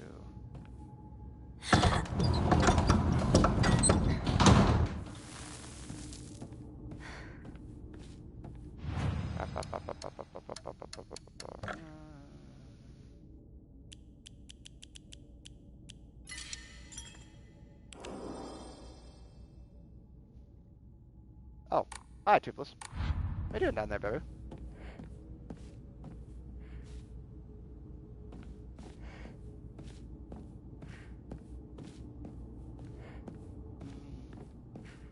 Alright, let's go see what this freaking guy wants. If he wants to chop off my face or something.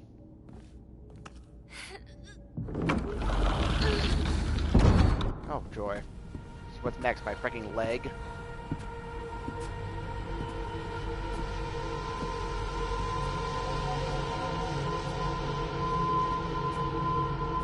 Here we go again.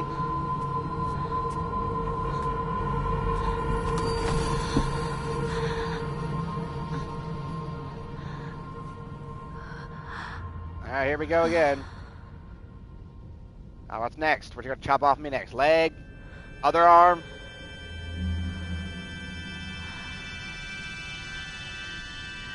Now here we go.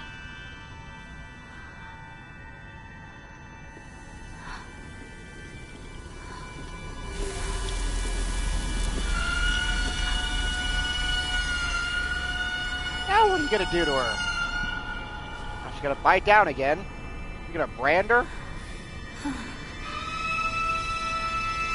It's like skin or like veins.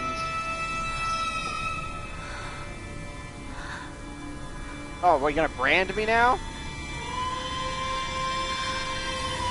Oh my goodness. That would kill a person.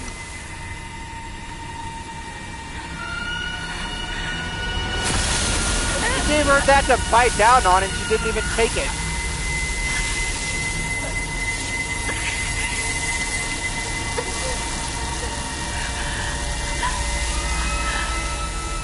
No way.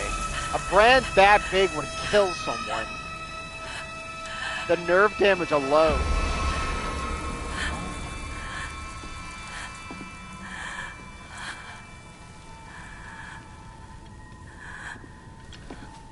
You've done well.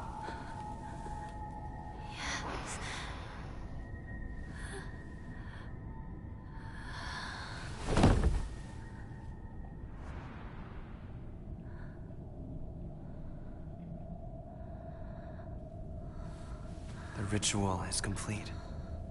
You have done very well.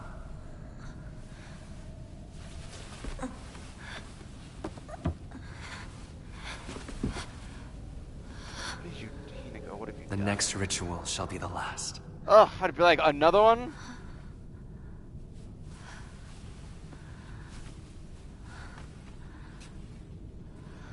Oh my god. With this, my body and mind belong to you. Jiminy freaking Christmas. Awaken. The Kudzu seal will fill up when you attack enemies or use Soul Siphon. Once it is full, you can awaken your bestial form. Jeez, Pete Hinako. There is no humanly way a person could endure a brand of that size. Like, look at the tissue in her back. Actually feeling a little sick to my stomach right now. I'll say, you think? He has got her so manipulated with whatever she's infatuated with him by. Like, literally, you can see the muscle. It burned her so badly, it literally went down to the tissue and muscle in her back. That is beyond 3-degree burn, 3rd-degree burn. That is beyond nerve damage. Like, that's enough to kill a person. Like, realistically, a brand of that size would have killed a human being. We're in the spirit world, but it's like... And the thing is I don't know why.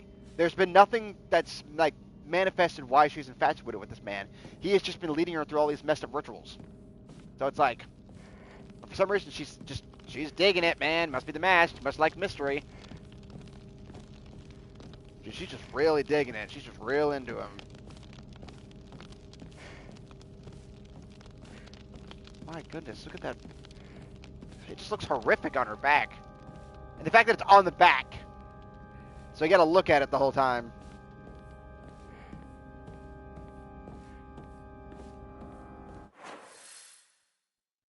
Jeez.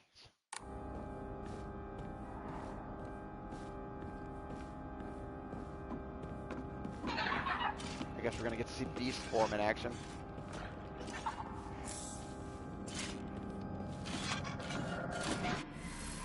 Kudzu seal will fill up as you use. Well, we're in the spirit realm, so she's already taken inhuman amounts of damage. The Kudzu seal will fill up as you use Soul Siphon or attack enemies. Once it's full, you can use L3 and R3 to awaken your bestial form. When attacking using R1, you can unleash a different stack with R2. Holding down the attack for longer will allow you to deal even more damage. Form a counter using R2 so long as the counter is possible, even if you're already in the middle of an attack. Revert the fox arm to its normal state. Kudzu seal will deplete while you are awake. However, if you revert the fox arm before the seal runs out, then the seal will remain partially filled. It's a pleasure to meet you. My name is Hinako. I don't know what's cold.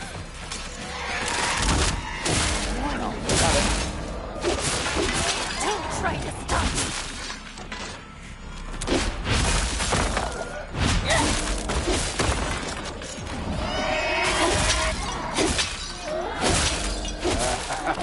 it's sick. Get out.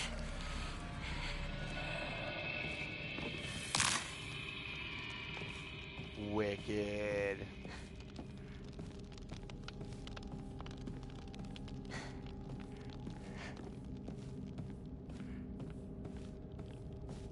She's already taken inhuman amounts of damage. Like, that would have killed her.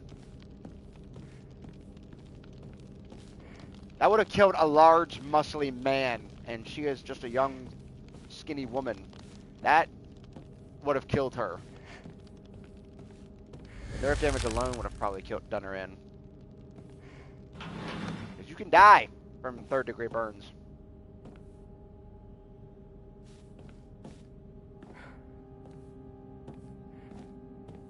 The fact that she didn't scream at all is mind-numbingly impressive. Like, I don't want to, like, throw and say, like, oh, that's impressive. That was, but it was. Which way am I supposed to go here? There's an up and a down.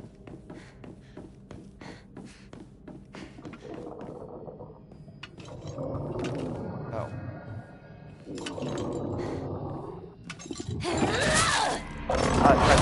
These guys are blind.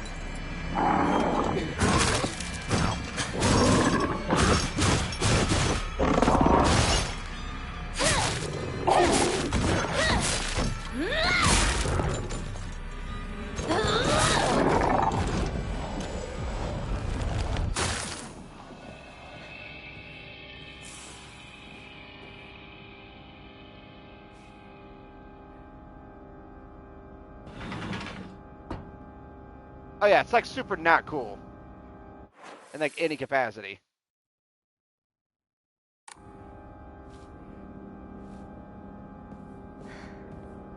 Yeah, this was the back way. Doing this, I'm assuming, so I can go save my game.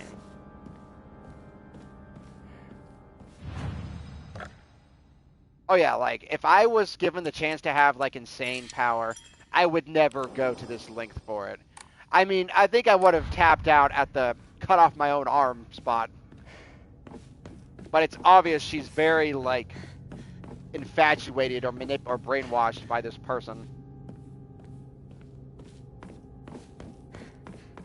Like, I believe I probably would have tapped out at the cutting my arm off and replacing it with the fox arm. I mean, don't get me wrong. Conceptually, it looks cool, but it's like, no. Especially because, so, if the first step of the ritual was chopping my arm off, she's even worse than me, and that's, oh, come on, Inky, give yourself some credit. First ritual, chopping off my arm and replacing it with a demon arm. Second ritual, being branded by a brand the size of my face. I'd hate to see what the last ritual is gonna be. Like, what in the world?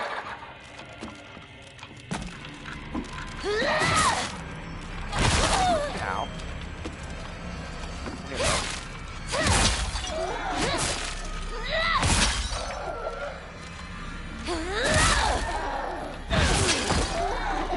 Die! Die!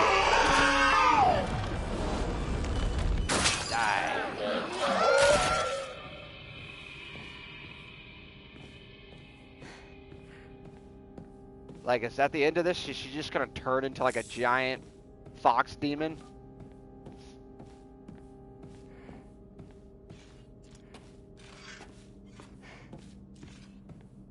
Yeah, is that gonna be the breaking point? He's gonna like, give me your everything, and she's like, I can't give that up. You'd be like, well, you gave up your arm, you crazy chick.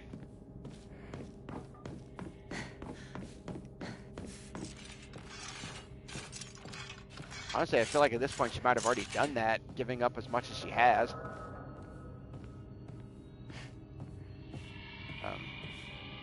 there a reason she stopped moving?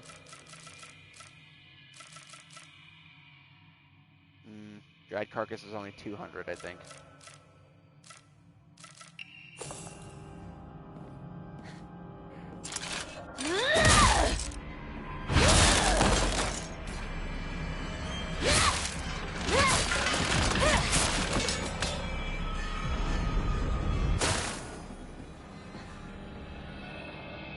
Dardo Trampoline. Who the frick is that? LJ, that guy. Best viewers.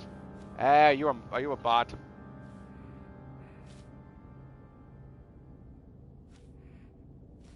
If you are a bot, get out of here.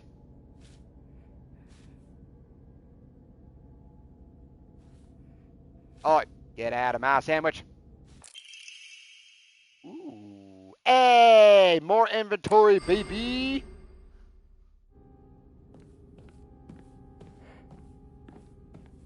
Let's frickin' go. Is that it? Is there doors somewhere? Oh, hey, what happened? How am I supposed to get out?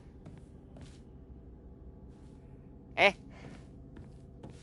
What? Eh? Was I not supposed to? Oh, right here. Right? I just drop down the hole? What am I? Where am I supposed to? Where? This isn't the end of the. This isn't where I'm supposed to go? Well, what do I do now?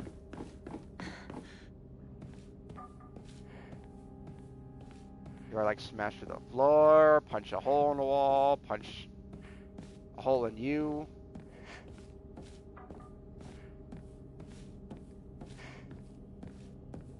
That it? I guess. What's with the blood wall? We still haven't figured out what this is for. Do I just leave? Just go back downstairs, I guess? I guess I just leave.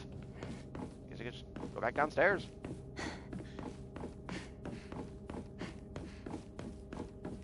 I guess I murdered the creatures, so now I just go back downstairs.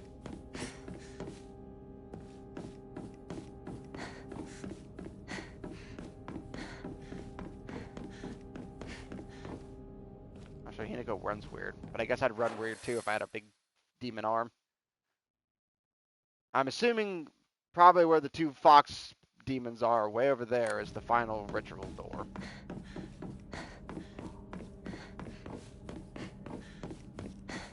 Where the two statues are.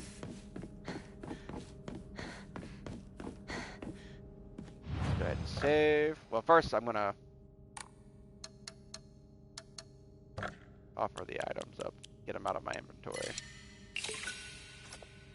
All I can say is I'm freaking ready to roll when I found Anima, so I can level myself up. It's like I'm ready to do some business.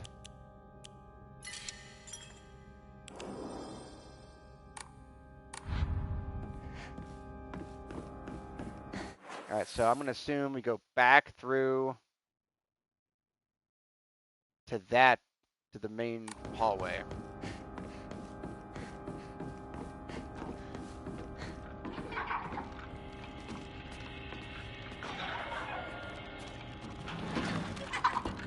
Ooh, I can open this door now.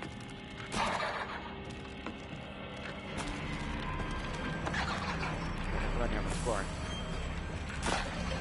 Hey, what did I just say? Ow! I hate the creatures in this game because they can literally attack you while you're attacking them.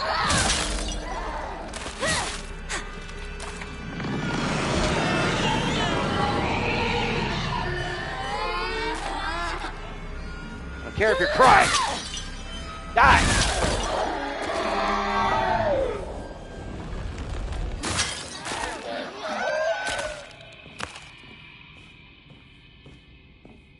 I'm a little messed up. You really are shrouded in mystery. You understand exactly how I feel, even though we haven't seen each other in years. Are you simply reading me like a book, or am I feeling exactly what it is you want me to? Recently, I'm starting to think that even I don't know who I am anymore. Interesting.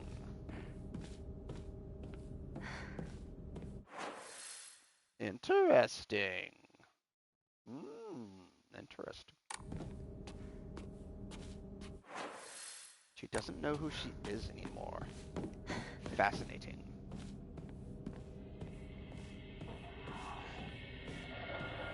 Now I can open these doors.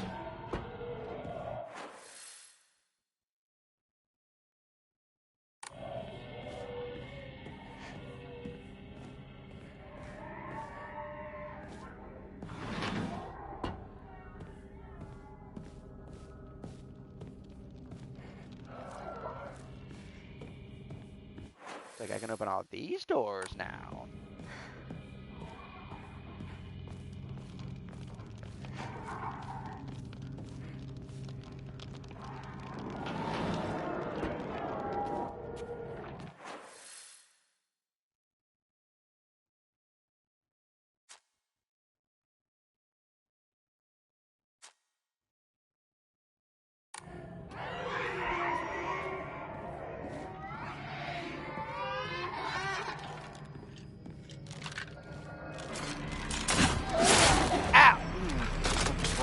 Oh, freaking chicks. Right, you got me.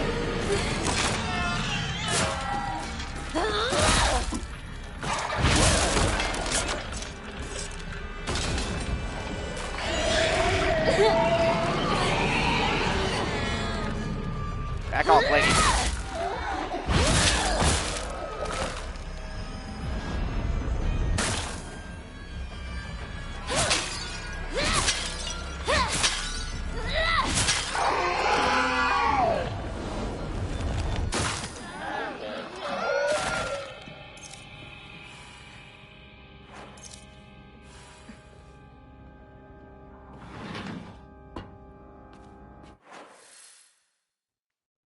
Okay, so that's all those doors. There's three more over there. I'm pretty sure those doors all wrap around. So I think we just need to make our way to the front entrance now.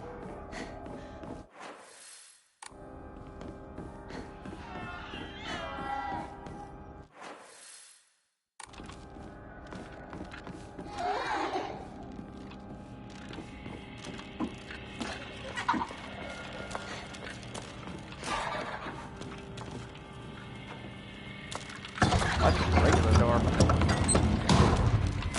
Alright.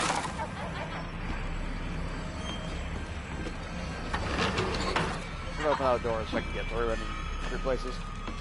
Alright, one more save game.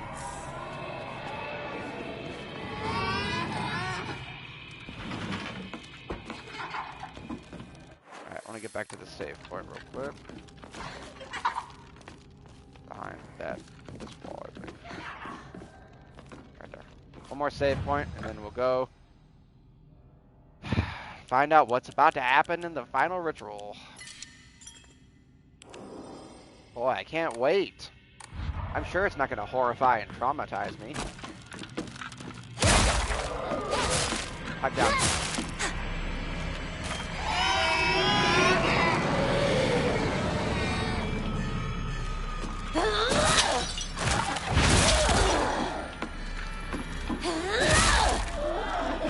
Die. Die. Siphon. Alright, I have my awakening for a potential boss fight that I probably have to fight. Alright, this is the way out, right?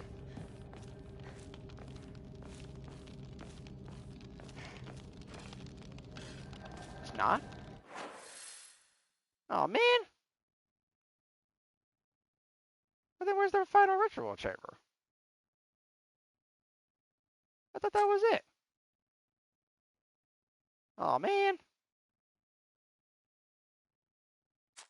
So then where's it at? Oh, bollocks, mate.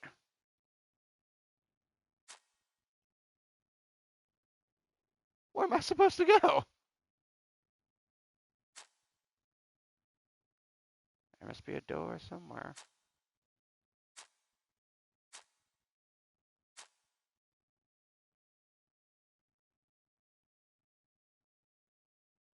Was there a way I was supposed to go through that room?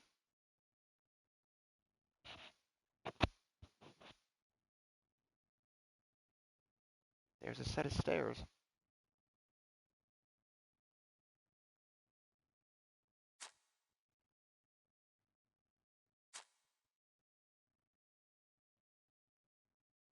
Huh. Was there a way I was supposed to get out of that room? Oh my! Oh my gosh! Frick off! I'm so tired of you! Frick off!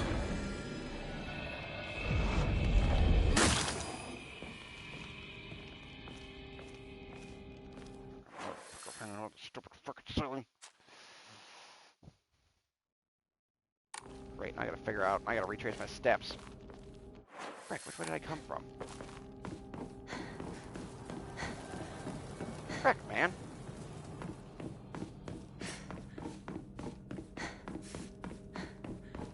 This is where I followed Fox Mask up to the first ritual.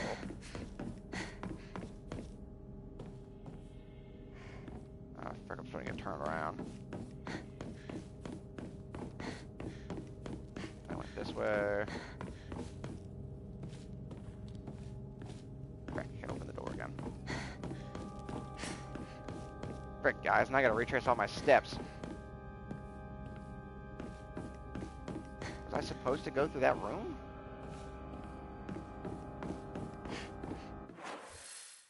Find the final ritual chamber. Frick, guys. I don't remember what door I came out of.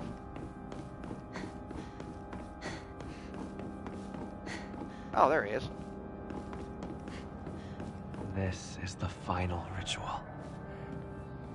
Now then, Hinako. Oh, did I have to kill all the creatures? Is that why he didn't show up?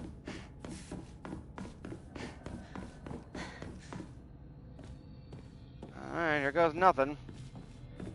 More save. I'm saving periodically in case my game decides to crash. Alright, here goes nothing.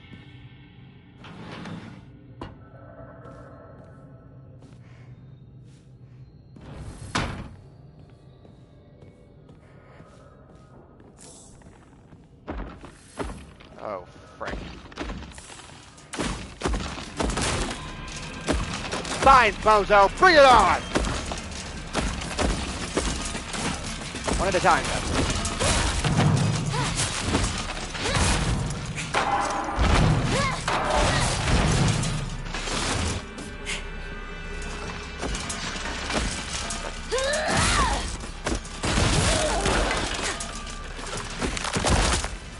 I'm grateful for this moment I've been given.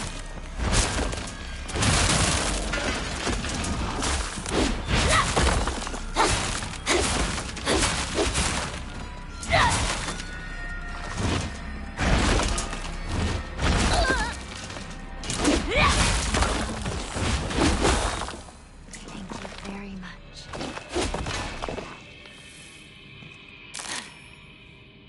Whoa, whoa, whoa, whoa. Why did Hinako say you fought valiantly? Thank you very much. The fudge?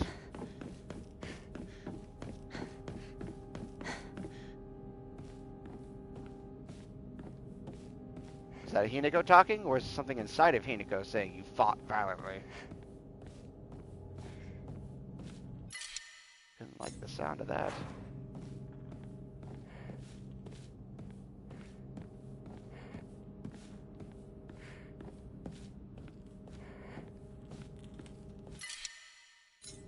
Well, I've got 3 first aid kits, which are full health heal, so hopefully we're good. Alright, folks.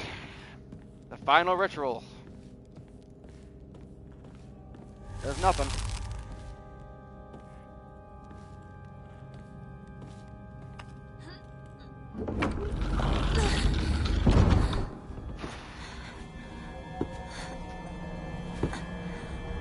Really walk.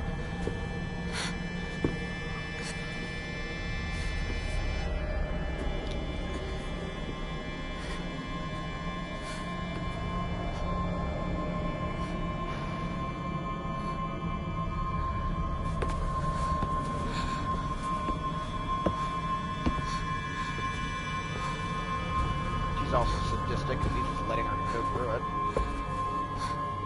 Look at her.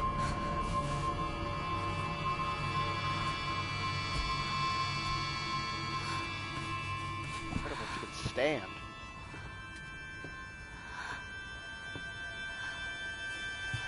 Oh boy, now what?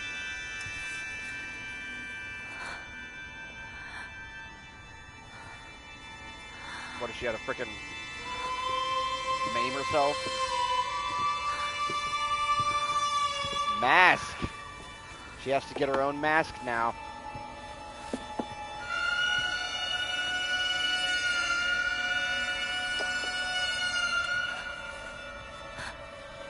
Getting her own mask now, folks.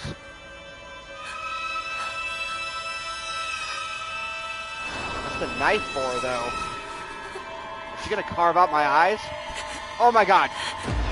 Oh my god. No, no, no, no, no. Or is she carving off my face? I think she's cutting off my face.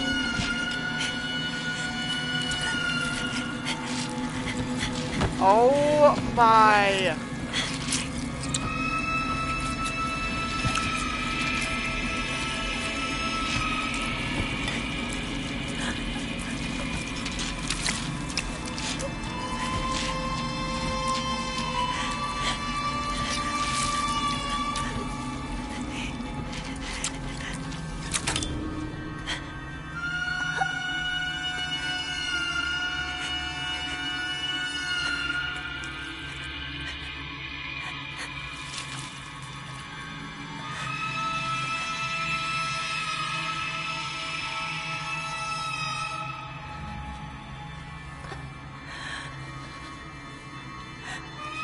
Oh my goodness.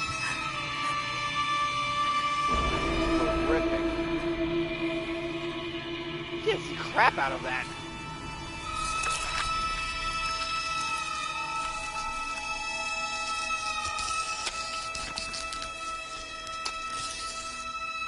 Oh, the sounds. Oh my goodness, the sounds.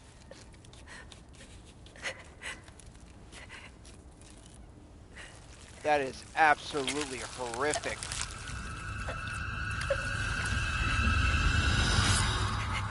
Looks cool though.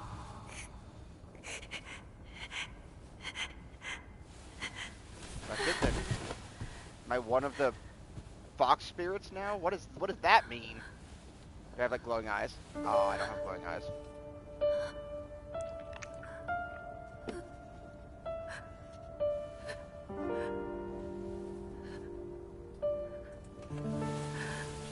What happened? What have you done, Nico? What have you become? You have endured incredible agony. That was brave of you, Hinako. Oh, I can't. It hurts. It hurts. It hurts. It hurts. Look into my eyes. It hurts. No, don't look at him. Look at me. Look into my eyes. Look at him.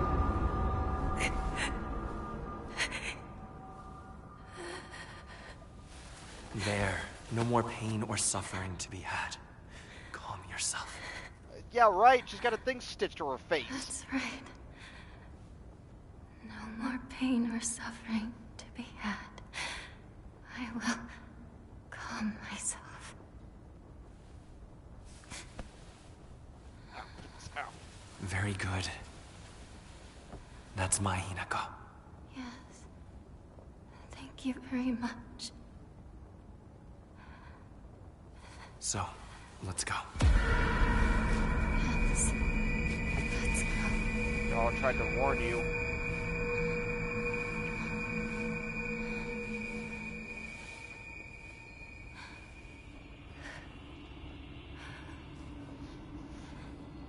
Nico, what have you done?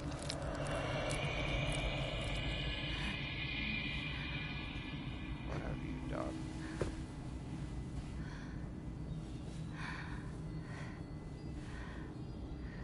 Finally.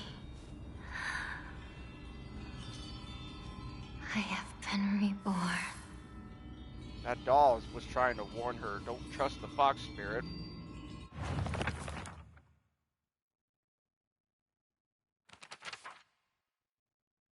The awakened fox arm, which possesses incredible strength. When the kudzu is full, used to awaken your bestial form. While in your form, to revert the fox arm to its normal state. The kudzu will be complete while you're in the back. However, you revert the fox arm.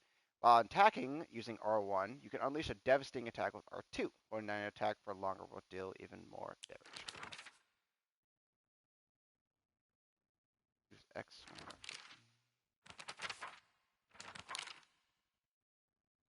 Hi, Pepe. When you are near certain objects, you can examine them by using X. Move the camera by using L, taking a closer look. You are now able to see secrets concealed within the Dark Shrine using the mask from the Fox Clan. Use L2 to use focus and discover hidden paths and clues at certain locations. Cool. I mean, it's not cool what you just did to yourself, but cool.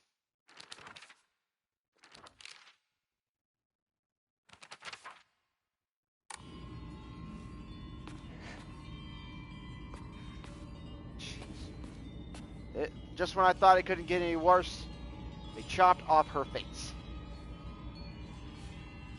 It was like, it got worse. Go figure.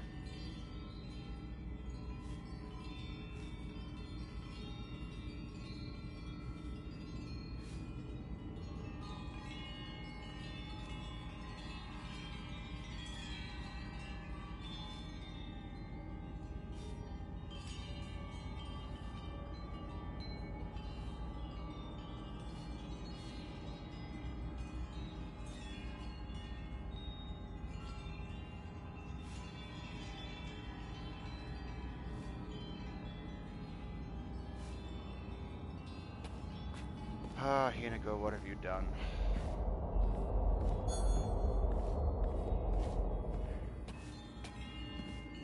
Oh, but it also uses focus to do that, doesn't it? Oh, Hinago, what have you done? What did you just sacrifice? You have braved so. There are times he promised me everything I could ever want to be content. A life full of comfort for as long as I live, status that no one could look down on, and most importantly, endless love for me. For all this, I will give him all of me. Where there you go, body, mind, and soul. I will even give him what I have fiercely protected my whole life, my will to make my own choices. From now on, I will let him decide everything for me and simply do as he says. This is what happiness means to me. Ah, Hinago. Come. The others await us. What have you done? You have given up your whole life and what?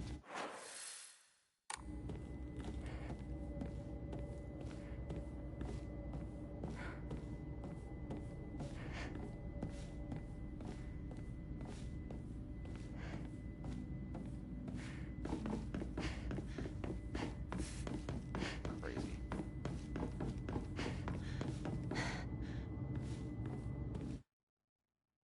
You're able to see secrets concealed within the Dark Shrine using the mask from the Fox Clan. Go to L2 to use focus and discover hidden paths and clues at certain locations. If you spot a suspicious-looking area in the Dark Shrine, use focus and take a good look around.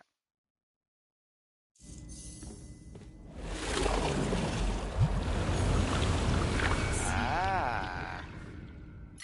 Path I must take. So that's what the blood walls mean.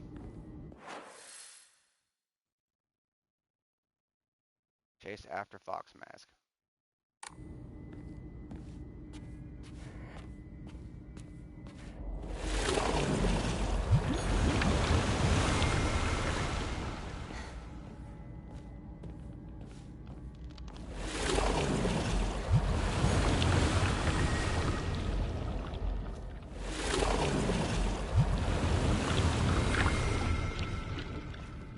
Save again real quick. Try to get back to the regular world here soon, hopefully, before I call it.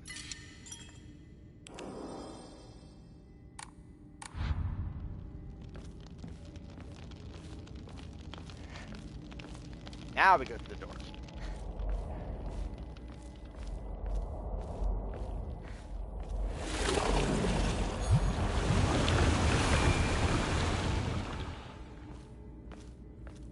You are breathtaking, Hinago. Ew. Ew. Ew. I don't like that. I don't like that one bit. Are we about to have a boss fight? Because give me a lot of heals here and a save point. He's about to reveal his true form. Dude, I don't like that. You are breathtaking Himiko.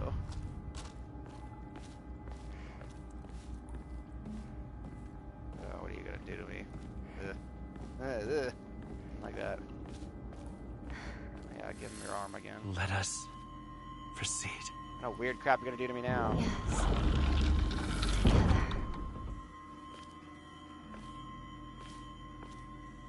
There's so many of them. Behold, the others are celebrating us.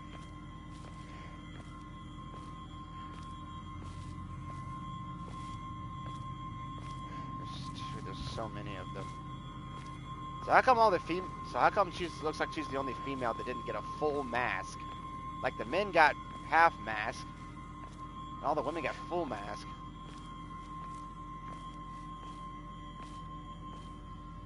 I was gonna say, is that what we're heading towards? We're heading towards marriage, some creepy crap. And then she gets a half I mask. wish you all the best in your new life. It's my sister.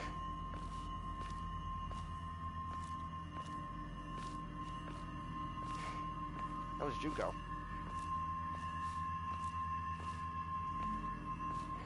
What is happening?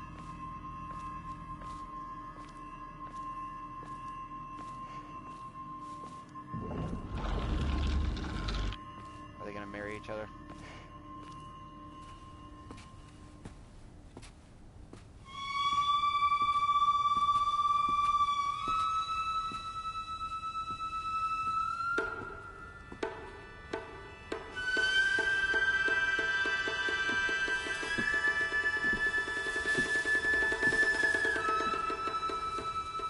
What is that?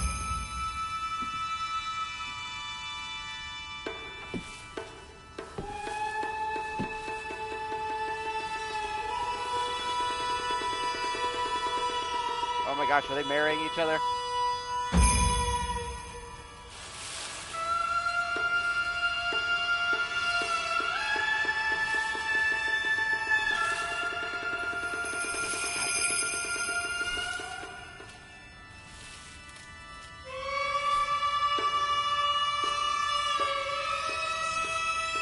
Out of it, Himiko. This isn't what you want.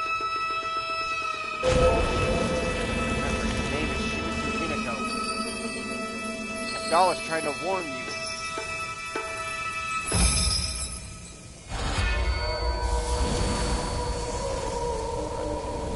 You gonna whip me? Today is such a happy, perfect day. So happy. Rinko? Because today, Himiko will die and be gone for life! Whoa! Rico. I didn't expect Rico to be back. I'll die. I'll be gone for good. Just like you want me to. I swear. So forget all about me. Just live and be happy. How long for about you? I will scour every last trace of your name from my memory and the world! I want you gone!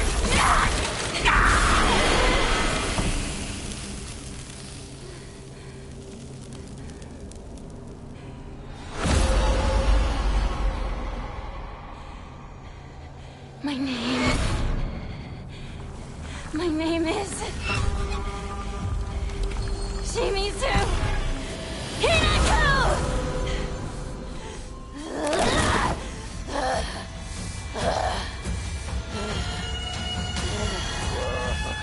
You knew, however, but you kept deceiving me. I hate you with every fiber of my being. I never wanted this. I never wanted to see you like this, Rinko. So is Fox Mask you? Such an idiot. You had me fooled the whole time. I didn't fool you about anything.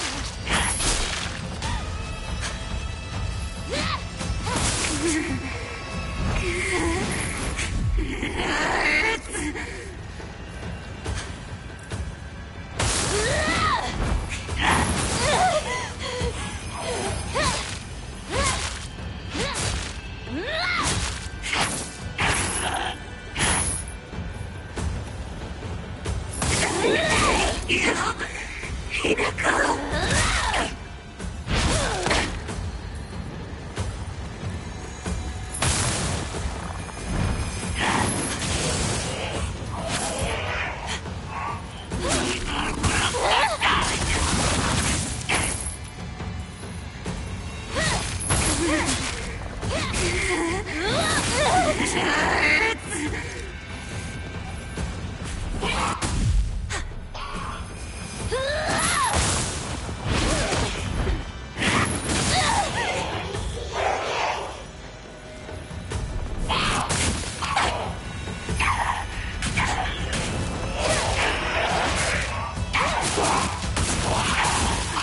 a curse on you.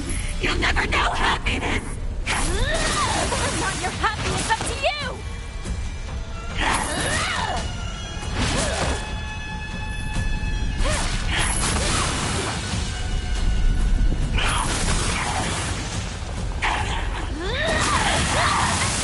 Hey! You will know true misery before you die. I don't deserve any of this abuse! If you want to be happy, work for it! Change your fate!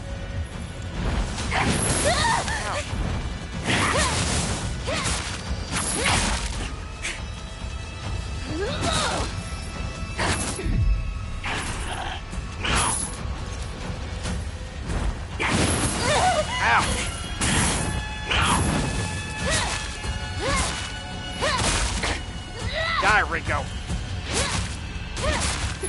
Stay away from you. See? It's supposed to be...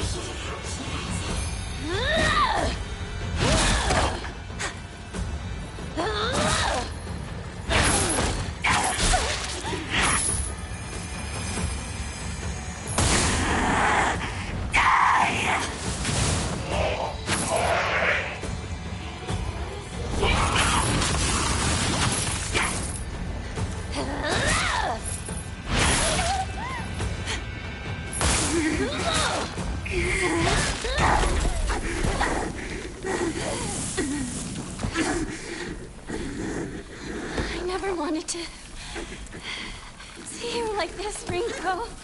But I'm very happy that in the end, we finally got to tell each other how we truly feel.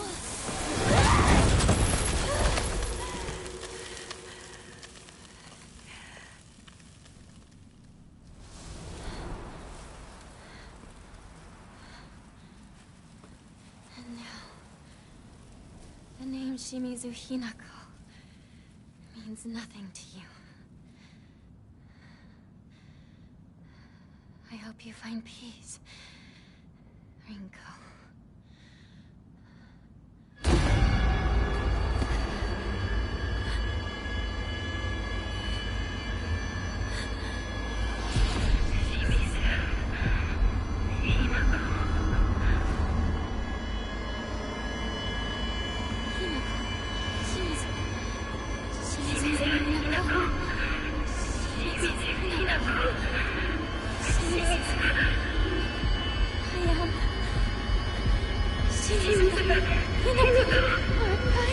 What's wrong? You are Hinako, of course! Am I? You are Hinako! Yes. I am Shimizu Hinako. Or not. I am Hinako. Exactly. You are my Hinako. Whoa. Excuse me.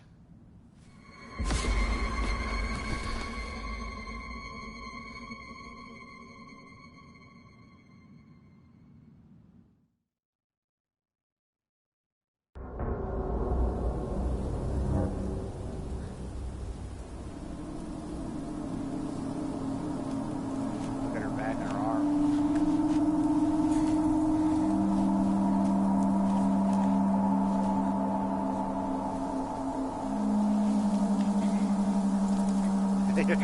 You're locked in without the ghost down.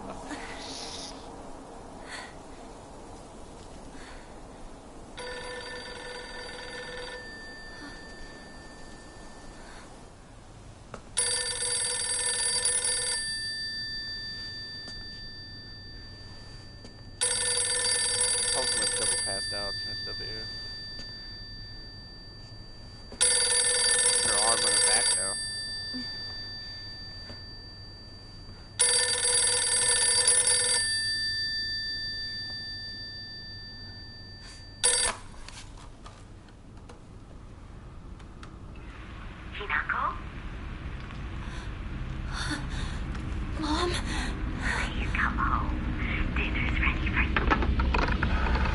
That sounds like your mother.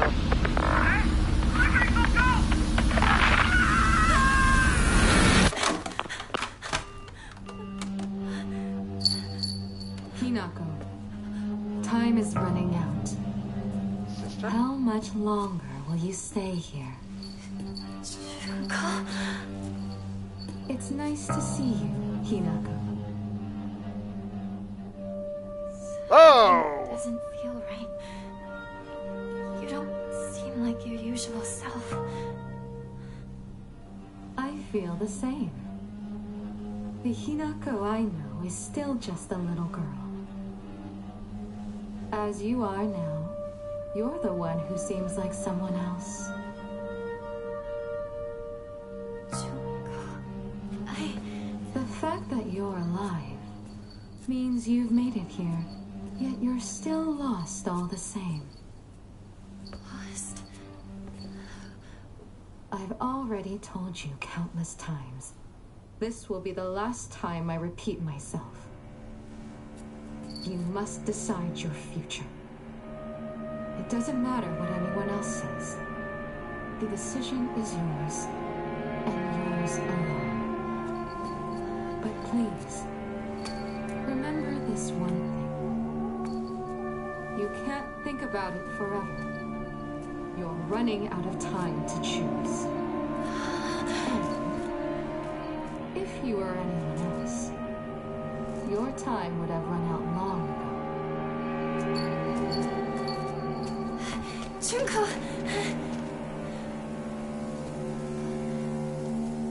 Wait a minute.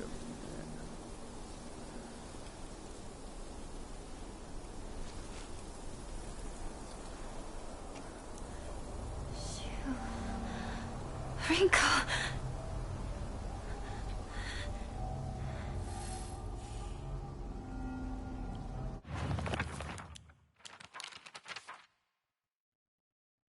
Me, there's not a single extraordinary thing about me, except maybe being tall for a girl my age. I used to be in the track and field club, which is probably why I'm better at sports than most girls. I guess I got used to running around a lot when I was a kid since I preferred playing with the boys. I'll admit, I can be quite stubborn at times. I don't like accepting things. That is until she got married, of course. Let's see. That's why I love my sister and have always done what she's asked of me, or at least I tried. She would smooth things out between me and my parents, which made life in that house a little more bearable. That is until she got married. I've always despised people who tell me how to act just because I'm a girl. She was different, though. He was the only one who ever understood me. We were perfect partners. I considered him a true companion. As we got older, the pressure from our parents got stronger. Even still, Shu never stopped treating me like his equal, regardless of my gender. There exist two Hinakos inside me. Shimizu Hinako, whom I've known since birth, and Hinako, a woman who's trying to steal my body from the old me. It's like an alien's trying to take over me. If this were Space Wars, my partner should be coming to the rescue, but there's no sign of him. I think someone knows more than other people trying to make decisions for me. Even if what they're saying is right, it just rubs me the wrong way. I'd rather make 100 mistakes on my own than follow someone else's commands. But that can make for a lonely life, one where I refuse to listen to anyone else. I want to become the kind of person who truly listens to what others have to say. Of course, it'll still be up to me who I listen to, and that will be someone I can trust. Someone who will walk alongside me hand in hand. However, making a long list of things I hate is just a way of running away from the real issues I have with my inner self. I have to step up and face what's inside of me, even if I don't like what I see. Being able to take my time and carefully think things through before making a decision is what's important to me. So, did I not call that this is a coming-of-age story? Because she just said there exist two Hinakos inside me. Shimizu Hinako, who is the child, and Hinako, which is her making the transition from a young girl to a woman. So is this not literally commentary on the coming of age from when a little girl has to become a woman? I think she does have feelings for Shu, but the problem is because she doesn't want to make the transition into a woman, meaning like age-wise. She still wants to see Shu as nothing more than a friend. She does not want to admit that she is now starting to have attraction to him.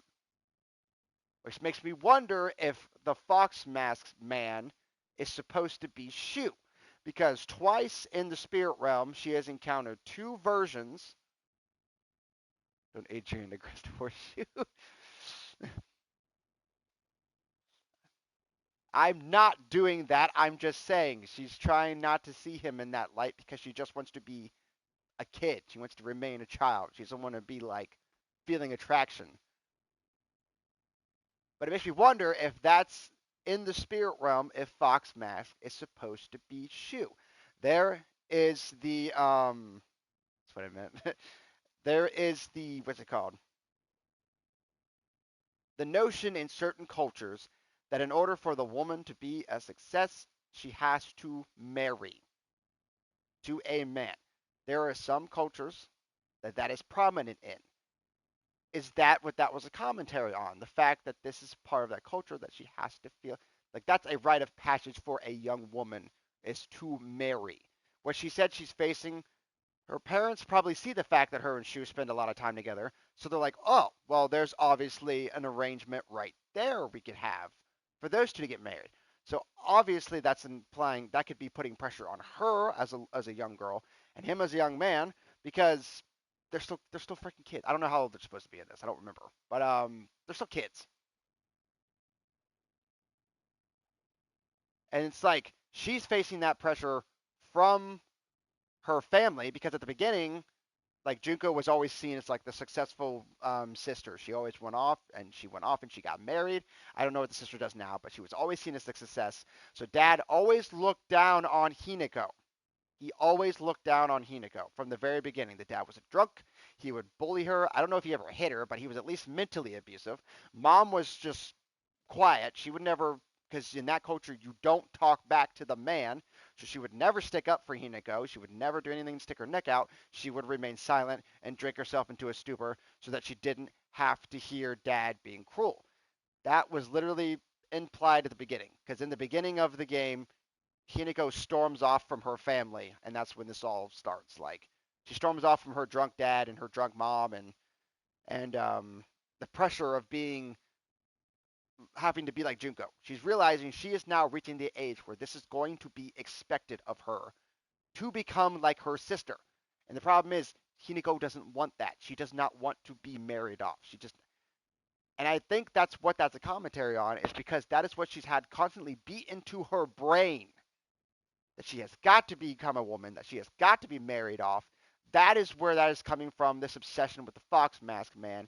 It is a commentary on the fact that she has been fed this so badly that it is now indoctrinated in her that she is expected to rely on a man. And that is what the Fox Mask is. This is literally a transition from childhood into womanhood. This is what this is commentating on. Because she literally just said it right there in the passage that there's two people inside of her, and she said at the end there, "I'm not Shimizu Hinako, or am I Hinako?" So right there, she's already questioning the transition already. So that kind of, but the question is Hinako dead? It's also a folk story where a girl encounters a fox when she becomes of age. I believe there is a commentary on that with this. Plus, but the question remains, did Hinako do something drastic to keep from transitioning into womanhood? Did she kill herself? Did she do something drastic? Did she hurt herself? Because in several scenes, when Shu and Rinko are with her and she's like leaving them, she gets separated and she comes back to them. She's listening to their conversations from a distance, and Rinko is talking to Shu and saying, "You need to get over Hinako. She is dead." She openly says that to Shu. So is Hinako dead? Did she actually die? And that is what this fox spirit stuff is. This is actually happening. Like this is the supernatural realm, like because that's where her spirit is or wherever. She's transitioning back and forth. We don't know because the only thing that you know from the beginning of this game is that she stormed out of her house into the village to find her partner, to find Shu, and that is when this all started. The fog and the mist poured in, and that is where we are now. And we don't know who's dead. We don't know who's alive. We don't know what's real. We don't know what's not real. But so far, what this is telling me is that this game is a commentary on the transition from childhood into adulthood and the struggles and trauma that you may encounter as a result.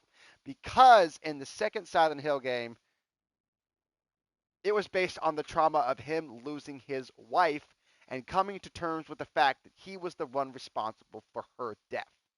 Pyramid Head was a manifestation of his guilt. That is why it constantly stalked him throughout the game, because it was a manifestation of his trauma and his guilt. And he had to overcome said guilt at the end of the game. Spoiler alert, but I'm basically implying like that's always how Silent Hill has been. It's always been a commentary on mental health, trauma, mental anxiety, depression, suicide. It has always been a commentary on mental health. So that is that is the topic being addressed in this game, is that the transition from childhood to adulthood and the struggles and trauma that comes with it, especially in other cultures where you are forced to grow up before you should be growing up.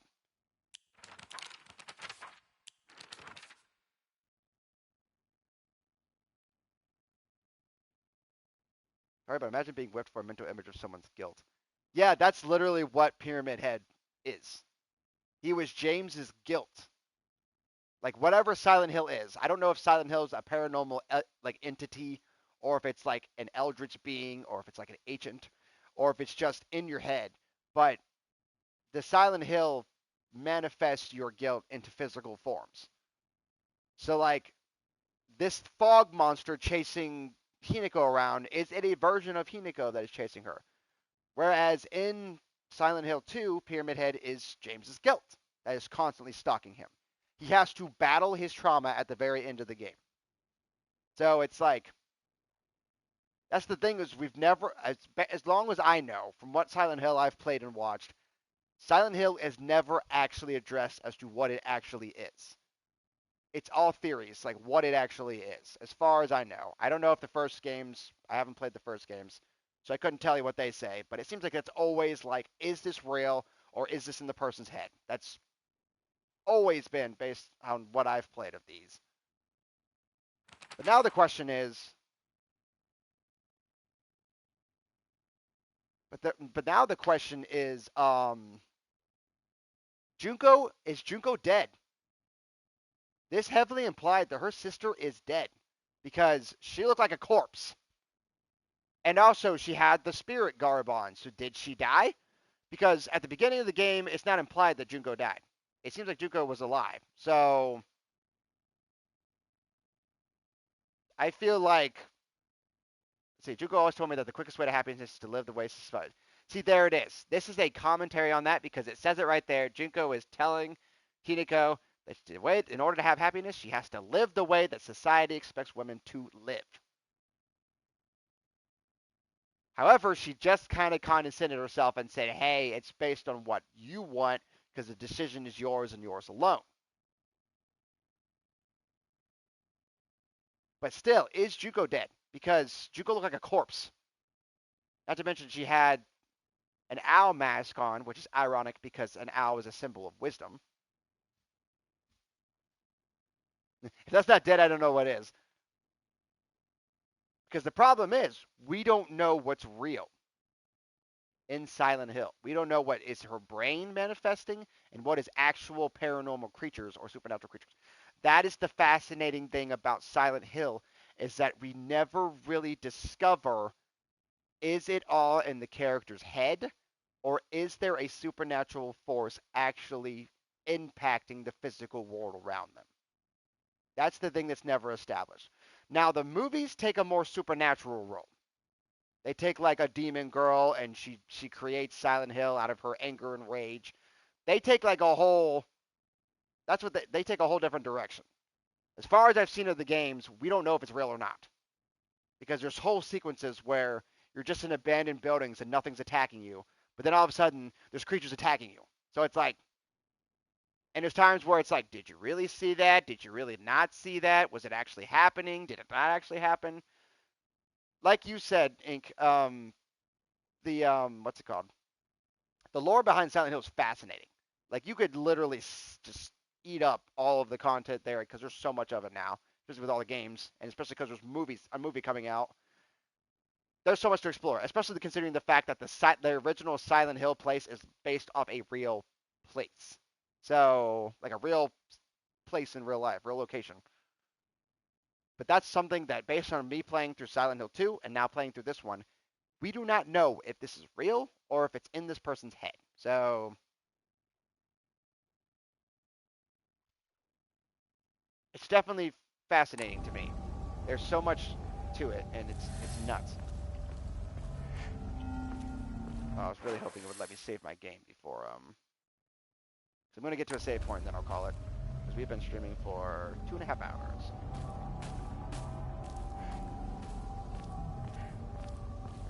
Dude, I would love to go to the real life location. I need to actually, I want to do a video. I want to do a live stream or a video on the actual location.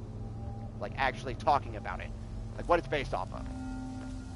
There is an actual, like, abandoned town that the first game was based off of. Or first and second games, I believe.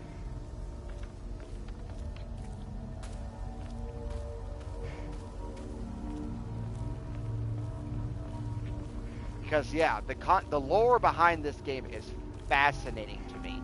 Because I love the games, I love the movies, and it's, even though most diehard fans would call them crap movies, I still love the whole concept of it. It's fascinating to me. There's just so much to unpack.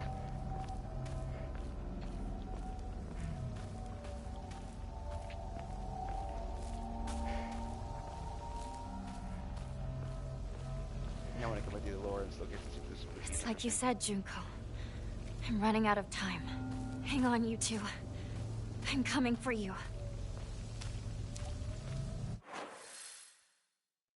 We're going to get down to that save point, we're going to call it. It would just be so interesting to explore. I think it's safe to explore, I think. I've always wanted to explore abandoned places like ghost towns and such. I'm fascinated with them kind of things. Oh, went the wrong way. I need to go this way down this. Just blocked off.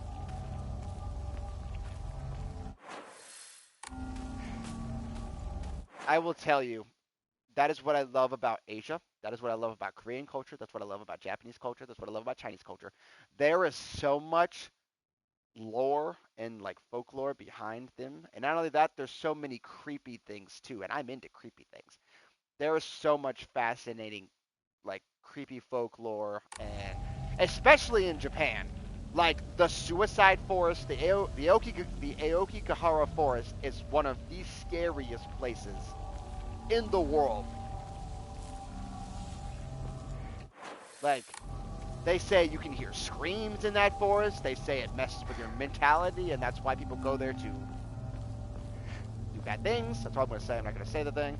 But it's like, even though I already said it already, I called the forest that, but that's what that is. The Aokigahara is the Suicide Forest. And, but apparently if you camp there at night, you can get lost there. I mean, come on, we need to go. If you camp there at night, you can get lost there. Like, if you get turned around, you'll never get out. Because apparently the Aokigahara is like a massive forest. Like, it's just so fascinating. Obviously, I wouldn't film there because people actually go there to harm themselves, and you would never want to exploit that. That's messed up. You don't want to be like a certain influencer who went to that forest and exploited somebody whose tragedy for views. You don't want to do that, like that piece of human garbage, who I won't name because I don't think I need to. I think anybody who watches the internet will know exactly what I'm talking about. It rhymes with call, brothers. Like, I definitely would not take pictures or do anything like that. I would just go for the benefit of exploring the forest and, like, the area. Because it is a place where tragedies happen. It is a place where people go to harm themselves. That is not something that should be exploited. But the forest itself has so much creepy lore around it that the lore itself, as morbid as it sounds, would be fascinating. Because apparently if you, like, camp at the forest at night, you can hear screams, you can hear calls, you can hear people calling your name, you can hear people whispering. If you get lost, you can get turned around in the forest, because apparently the forest can actually mentally, like, mess with your brain and cause you to flip around and be lost. Like, I've heard so many fascinating things about the Aokigahara Forest, and the actual 100-acre woods. Like, you know the place in Winnie the Pooh? That's a real place. The 100-acre woods, I'm pretty sure, is a real place. Sherwood Forest from the Robin Hood books, that is a real place. And that is a place that I heard is very filled with, like, fantasy stories and, like, folklore and Oh, I'd so be down to talk for hours about these locations. Like, there is just so much fascination in the world. Like, I could literally just sit on stream and talk about them for hours. I actually want to do that for a stream, as I want to pull up, like, and discuss, like, locations and folklore and stuff like that. Because what's fascinating, actually,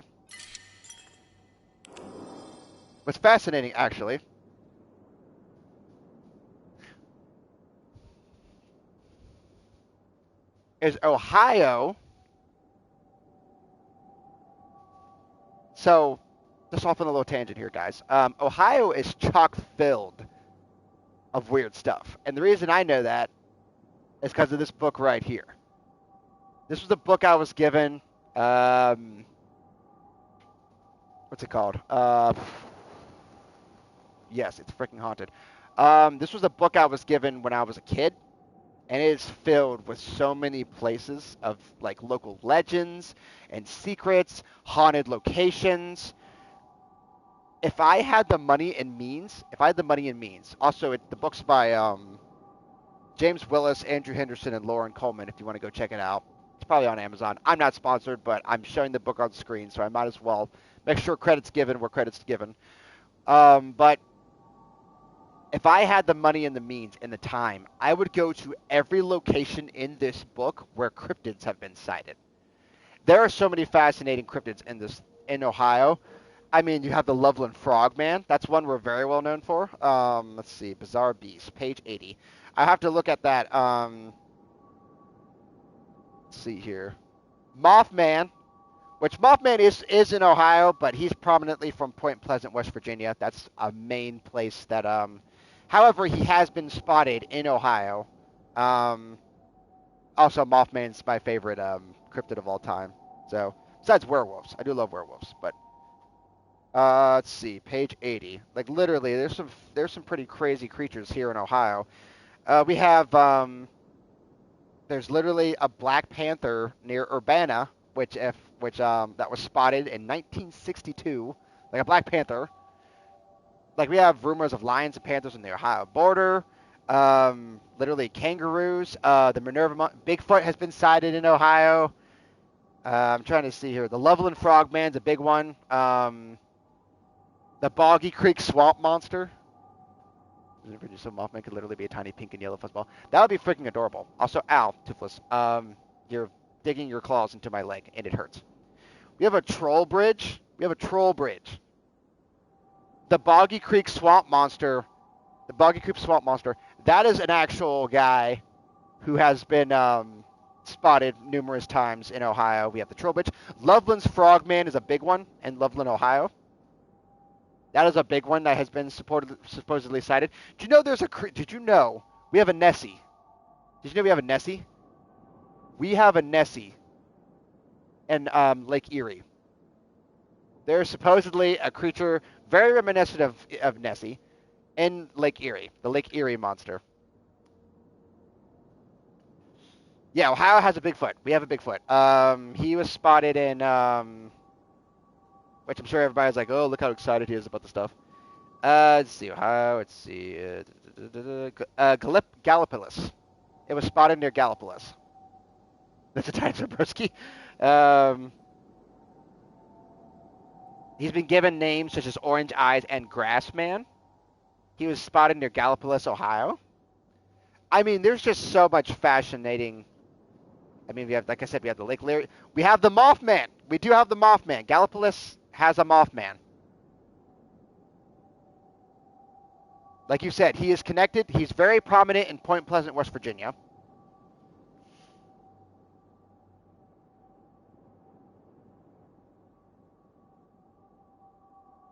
Yeah, literally, it's right across. The reason Gallipolis is well known is it's literally right across the river from Point Pleasant. So, it's located on the Ohio River. So he's been spotted numerous times in Gallipolis as well as Point Pleasant.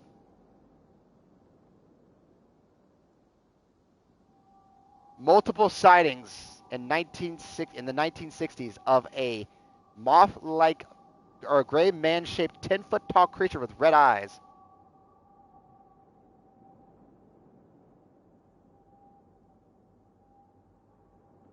I mean, the Mothman lore is absolutely fascinating. He has to be one of the coolest, especially if it's all the rumors that he's like an arbiter of destruction, or if he's like warning you. I'm getting so excited about him over here flapping my hands. I know. I love cryptids. I'm so fascinated by cryptid lore, and like I love the stories. I don't care. I've watched Bigfoot Hunters. Listen. Me personally, do I think I'm ever going to see a Bigfoot? No. But do I absolutely 110% believe that there are unexplained phenomena and creatures out there that we cannot explain on this planet? Abso-freaking-lutely. I think there, because think about it. The sea, for example, the ocean, is tens of hundreds of thousands of square feet down. There has got to be something down there. The woods in America and in the world are absolutely unexplored. The Amazon is unexplored. You cannot tell me, like there's still swathing areas where no one has explored or it's been charted or has been mapped. I was gonna say we have barely, even with the what's it called, with the expansion of industry and like tearing down the trees and everything else, basically destroying the world with overpopulation. Even with all that, we have not brushed the surface on the amount of exploration and charting of the vast amount of forests, woods, jungles, and oceans on our planet. There is so much unexplored. So who is to say that there is not some sort of creature that could be lurking out there in the world? There are so many fascinating creatures on this planet that are actually documented and seen. Who can say that there is not something of gargantuan proportions? I mean, if you're a person of faith like I am, you believe there's a creature that's going to awaken at the bottom of the ocean when the rapture, maybe like right now. God, dude, maybe right now. Yes. Goodness gracious. What's it called? Freaking dagnabbit, because I like to keep seeing, but can't. Wait a minute. Hold on. We're meant to be able to see the most wanted list, because I keep seeing like notifications on. I can't actually see the chat. No. Sorry, tangent. Somebody's asking me about the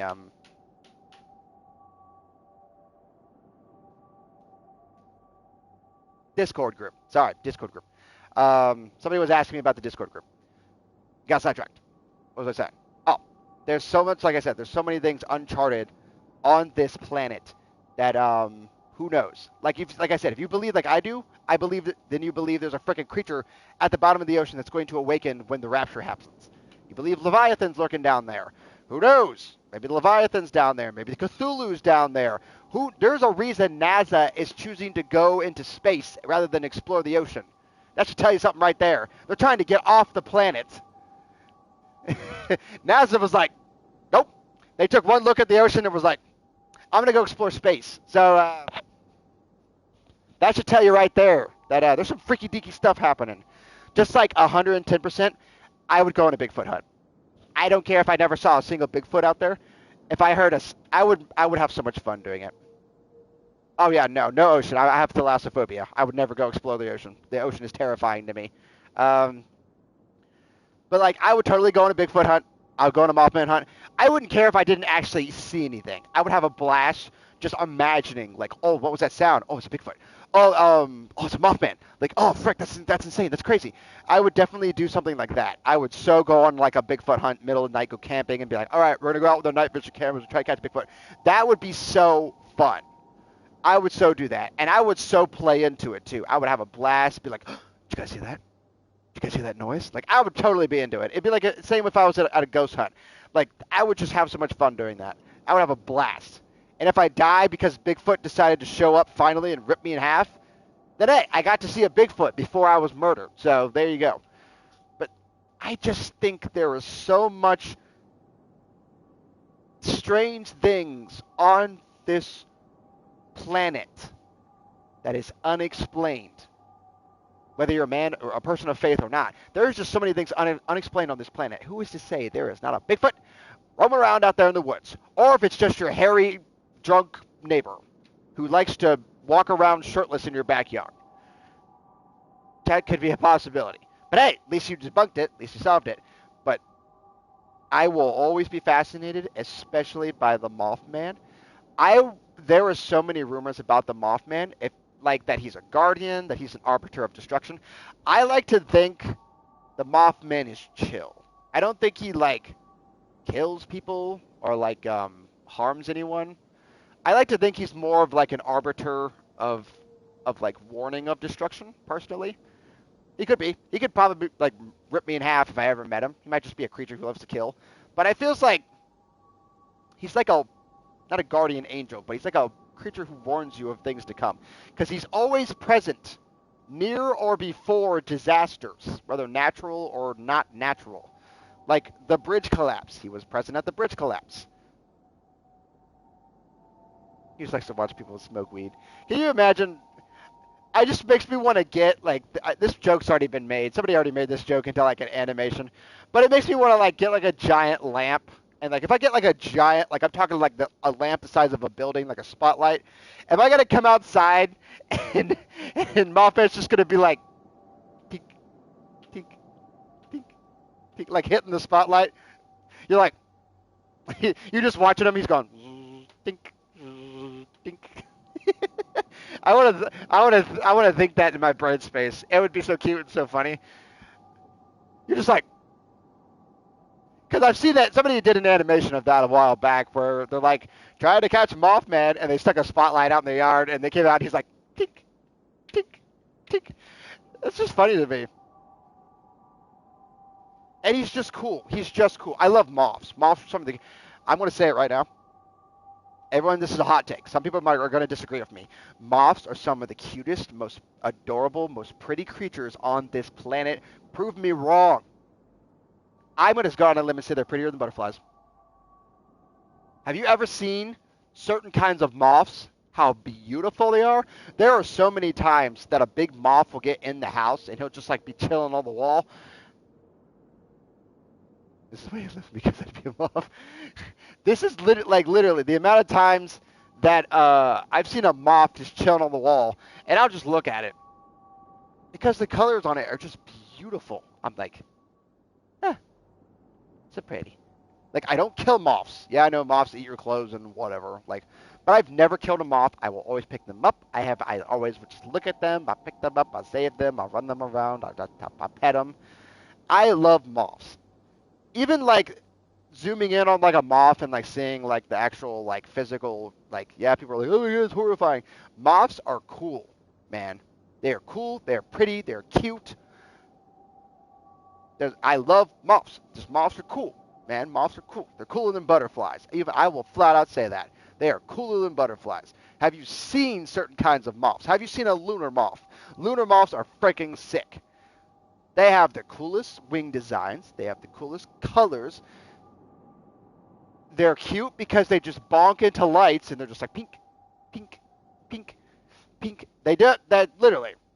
They are the cutest creature. I don't care what anybody says, which is why Mothman's my favorite creature because he's just a big moth. Now that might be horrifying because he might be an anthropomorphic human moth thing. That could be terrifying to see. But just imagine if he's just a giant moth. He's just a really big moth and he's all fluffy and he's got the little feetsies. And you're aw. And you can ride him you're in Never Ending Story. You just ride the big fluffy moth off into the night sky. He's just a big fluffy moth and you're ooh-chicka. He's as fluffy as Appa in Avatar. He's just a big fluffy he's just a big fluffy adorable he's just a moth giant. He's just a big moth, and he'd be the cutest freaking thing. It'd be like Appa in freaking Avatar. He'd be so freaking fluffy. And everyone else would be oh, it's horrifying, kill it. I'm nah, man, I'm going to give him a big hug. He's such a biggest moth. I mean, come on, dude. Moths are freaking cute. Adorable.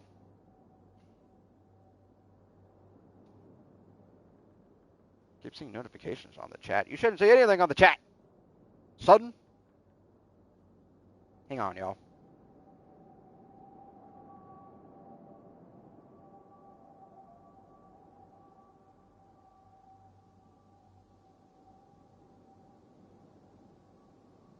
confusion.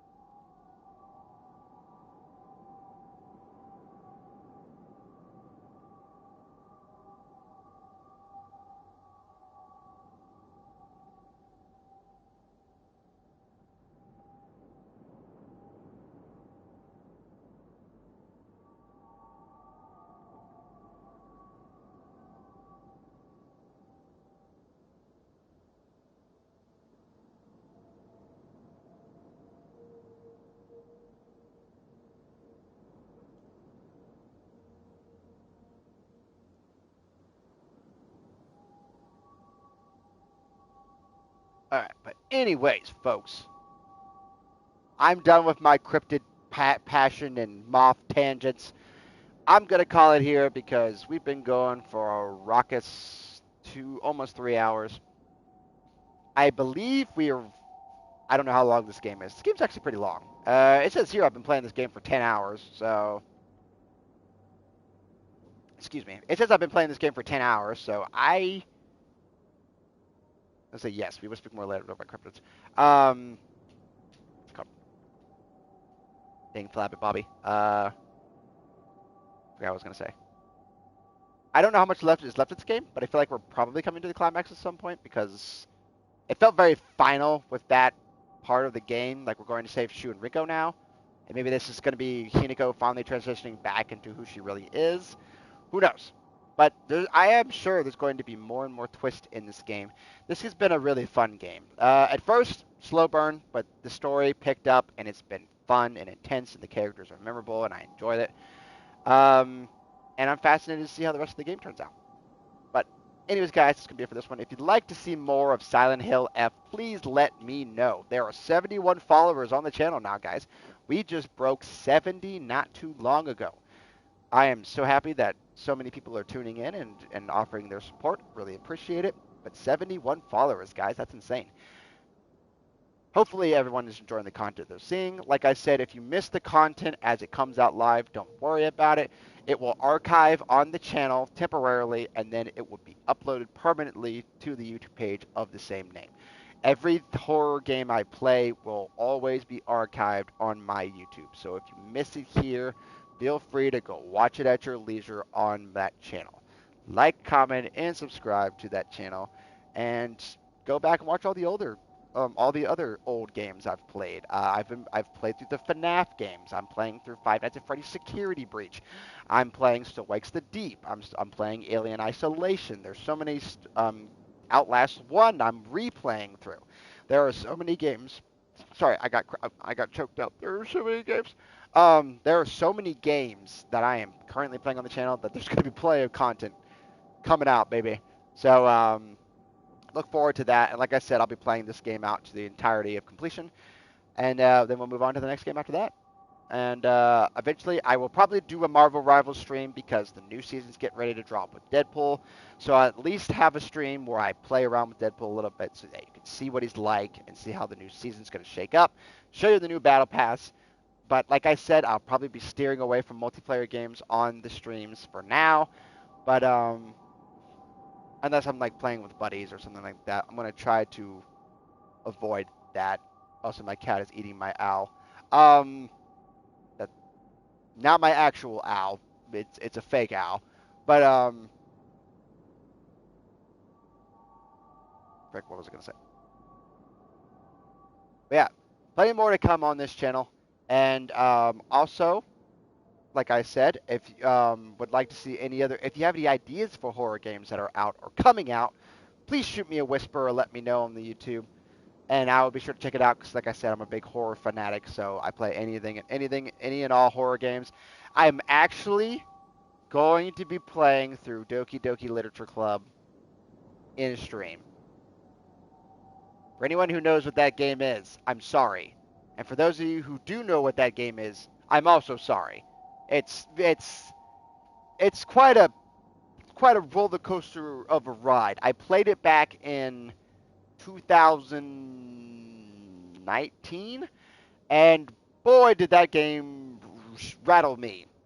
It'll definitely have a disclaimer when I go to play that game. So, yeah, look forward to Doki Doki Literature Club possibly popping up on the channel for your viewing displeasure. Anyways, guys, that's going to be it for this one. Hope you guys have a good weekend. Hopefully everybody who is struggling with any kind of mental health illness or just struggling with mental health in general, hopefully you get the help that you need. Please do not be afraid to reach out to those you love. There are people out there who do love and care about you and would love to sit and just listen to you, get your feelings out there in the open. I know it's difficult to be vulnerable with folks, but there is definitely people out there who definitely want to listen to you and not use it against you. Like, actually listen. There are people out there who truly love and care about you, who do want to listen to your vulnerabilities and allow you to just be yourself and get those frustrations and get that emotion out so that you're not at a detriment or hurting yourself in any way. So please just know you are loved and that you do matter. I believe that was directed toward me. How? Well, first of all, Inky, you called yourself out, so that was directed at everyone. I always end most streams, if I remember to do so, with this kind of commentary. So you also pointed yourself out. But no, it's not directed directly at you. It's people in general. Just know that you are loved, you are cared for, and if no one else in this world feels like they're proud, whoop, I've been outed. That if anyone else feel like are not proud of you, I'm proud of you. I am proud of what you've accomplished in your life. I'm proud of what you've accomplished in the past, and I'm proud of what you're accomplishing now. You are loved and you are cared for. Just know that, and just please, please, please do what you can to pull yourself out of those dark spaces. Trust me, I know it's not easy. December of last year was an absolute nightmare of a month for so much friends and family. For me personally, I was at one of my lowest lows that I have ever been at. I had people losing family members. I had people losing friendships. I lost friendships. I had people losing relationships. I dealt with relationship struggles of my own, and I still sometimes cope with that issue. I still cope with that issue. I'd like to think that I am figuring myself out now, but that's still a thing that I struggle with. And there's so many people out there struggling with the same thing. So just know that you are loved and you're cared for, and that there's always going to be that one person out there, just one possibly, or even a group of friends that would love to sit down and just let you talk. They don't have to fix things. They don't have to fix you. Just listen. Be the listening ear. Be the person that they can vent to, who will keep what they say in confidence and will not be petty and use it against them. I'm talking actually keep what you say to them in confidence, because they are trusting you enough to be that vulnerable. Please do not, even if this person you're talking to or is being vulnerable becomes cruel and tries to screw you over in the future, do not stoop to their level. Do not reveal their insecurities. Like, don't do that. Like, unless of course you're like trying to find out from a group of friends or something, but like, just show people that you can be trusted. Show people that you can keep their insecurities and stuff in confidence. You know what I mean? Like, show them that they can always feel comfortable talking to you, and that even if something happened between the two of you, you're not going to like use that as ammunition, if that makes sense. Because I know a lot of petty people out there who would absolutely use everything you told them in confidence as ammunition against you in the future, especially if your friendship ended in a crappy way. There's definitely petty people out there who would do that. So don't be that way. Be loving, be kind, be caring. That makes you a beautiful person. That makes you, I don't want to say a good person, because even a person with a heart can be kind of a bad person. Just show people that they can be comfortable around you. That's one thing that I always can appreciate, is that people feel like they can talk to me because they said they feel comfortable. I don't even like saying that out loud because it sounds like I'm like, oh, I'm a nice person. No, I'm just a person who people just happen to be comfortable talking to, I guess. It's like, nah, I'm just a person, bro. I ain't no different than any other person on this planet. But that's definitely one thing I'm glad is that people feel like they can sit and talk to me because everything they tell me, I have always held in confidence. Even if that person has burned me royally, I do not go around telling their secrets. I do not go around telling their insecurities. I do not go around telling their invalidations. I always keep that to myself. Unless they like do something royally bad, like try to make me look like a bad person, then that's a different story. You might bring something out to like kind of throw it back, like, oh yeah, like what are you doing? Like that's a different story. But even if they've burned me royally, I've always kept everything I'm told in confidence. That is one thing I pride myself on, is that I do not stoop to any level. So just, there are people out there in this world who are really struggling and who really need someone to talk to. Just don't be the person who uses that and takes advantage of them. Be the person they can talk to, who loves them, who understands them, and who appreciates the fact that they are comfortable enough to be vulnerable with you. That is what I'm asking people out of all that tangent you just heard. Just please be loving to people. There, people are going to be cruel, and I'm not saying you got to go out of your way to be loving to those folks, but just there are people out there who feel alone in this world, who just need someone to talk to. They just need companionship. So just be there for them. Like, love them. Make them feel like they have purpose in this world, because they do. Because they're here. So help them find that purpose. You know what I mean? Be there and love people. That's about all I can ask of folks. And it's not easy. Not easy to just say that either. It's incredibly difficult because I don't like people, bro. I'm an introvert. But one thing is that if I see someone who's hurting or is in pain, I always offer to sit down and talk to them. I always offer to sit and to keep them company. I don't have to say a word. They can just sit with me, and like we can just sit in each other's presence, and they can just have companionship.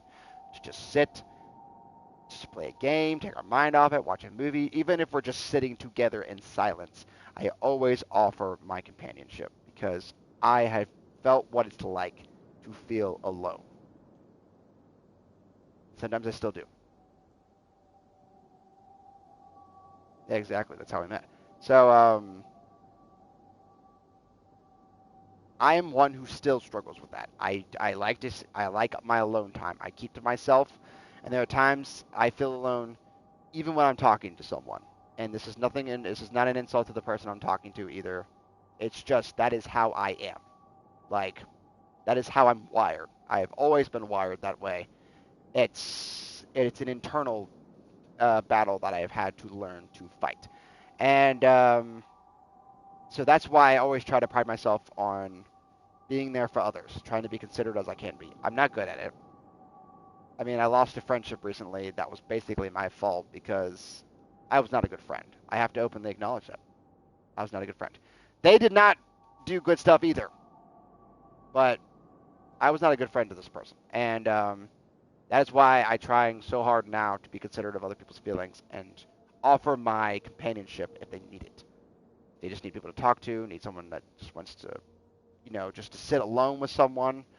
I offer myself to that because I like doing it. I like being there for people. So that's one thing I always say to people is like, even if you feel like you need to, like, heck, whisper me on Twitch, message me on YouTube.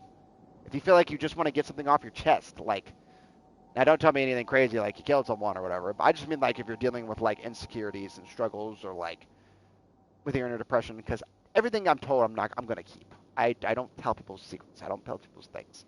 I don't do that. Not that way. And I'm getting off on side tangents here, but that's because this is very important to me. Like, this is a very important topic. That is one thing I want to build a community around, is I want to build a community around loving and caring people who just want to be there for each other. Because there are so many people lonely in this world. Let's help them not feel lonely, Let's spread the love. Because I know what that's like as a lonely person. So I don't like feeling lonely, so...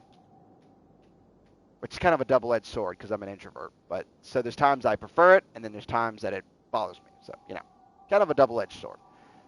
But that's all I can ask for. Spread love, spread kindness, try to be there for others who are struggling, especially if they just need someone to sit with. Give them a hug. Shoot them some love. Give them some cookies. Do something. Show them like an act of kindness that could absolutely make their day 1,000 times better. Just be kind. They could be having the worst day in the world, and that one act of kindness could change their whole perspective. They could be thinking about doing something drastic, and that one act of kindness could completely flip their mentality. You never know. You never know what small or large interactions touches a person's life. You just really do not. So that's all I can ask. But no, I always typically, at the end of my streams, I always have a little discussion about that. That wasn't directed at anyone in particular. That just happens to be that's coinciding with what's been happening with certain friends groups. I always talk about this because mental health is very important. But anyways, guys, I've been on a tangent long enough. I've ranted about cryptids and creatures and depression and mental health. I think it's time that this man stops talking because everybody probably finds me annoying. So that's going to be it for this one, guys. Like I said, please check out the YouTube page if you'd like to see more just like this. Also, like I said, this will archive on this channel for a limited amount of time. So check it out. But that's going to be it for this one, guys. Stay calm. Keep chill, my peeps. And I will catch you guys in the next stream. As always, whenever that is, because who knows with me and my sporadic streaming schedule. I'm hoping tomorrow or Saturday. Hopefully. Anyways, guys, have a good evening.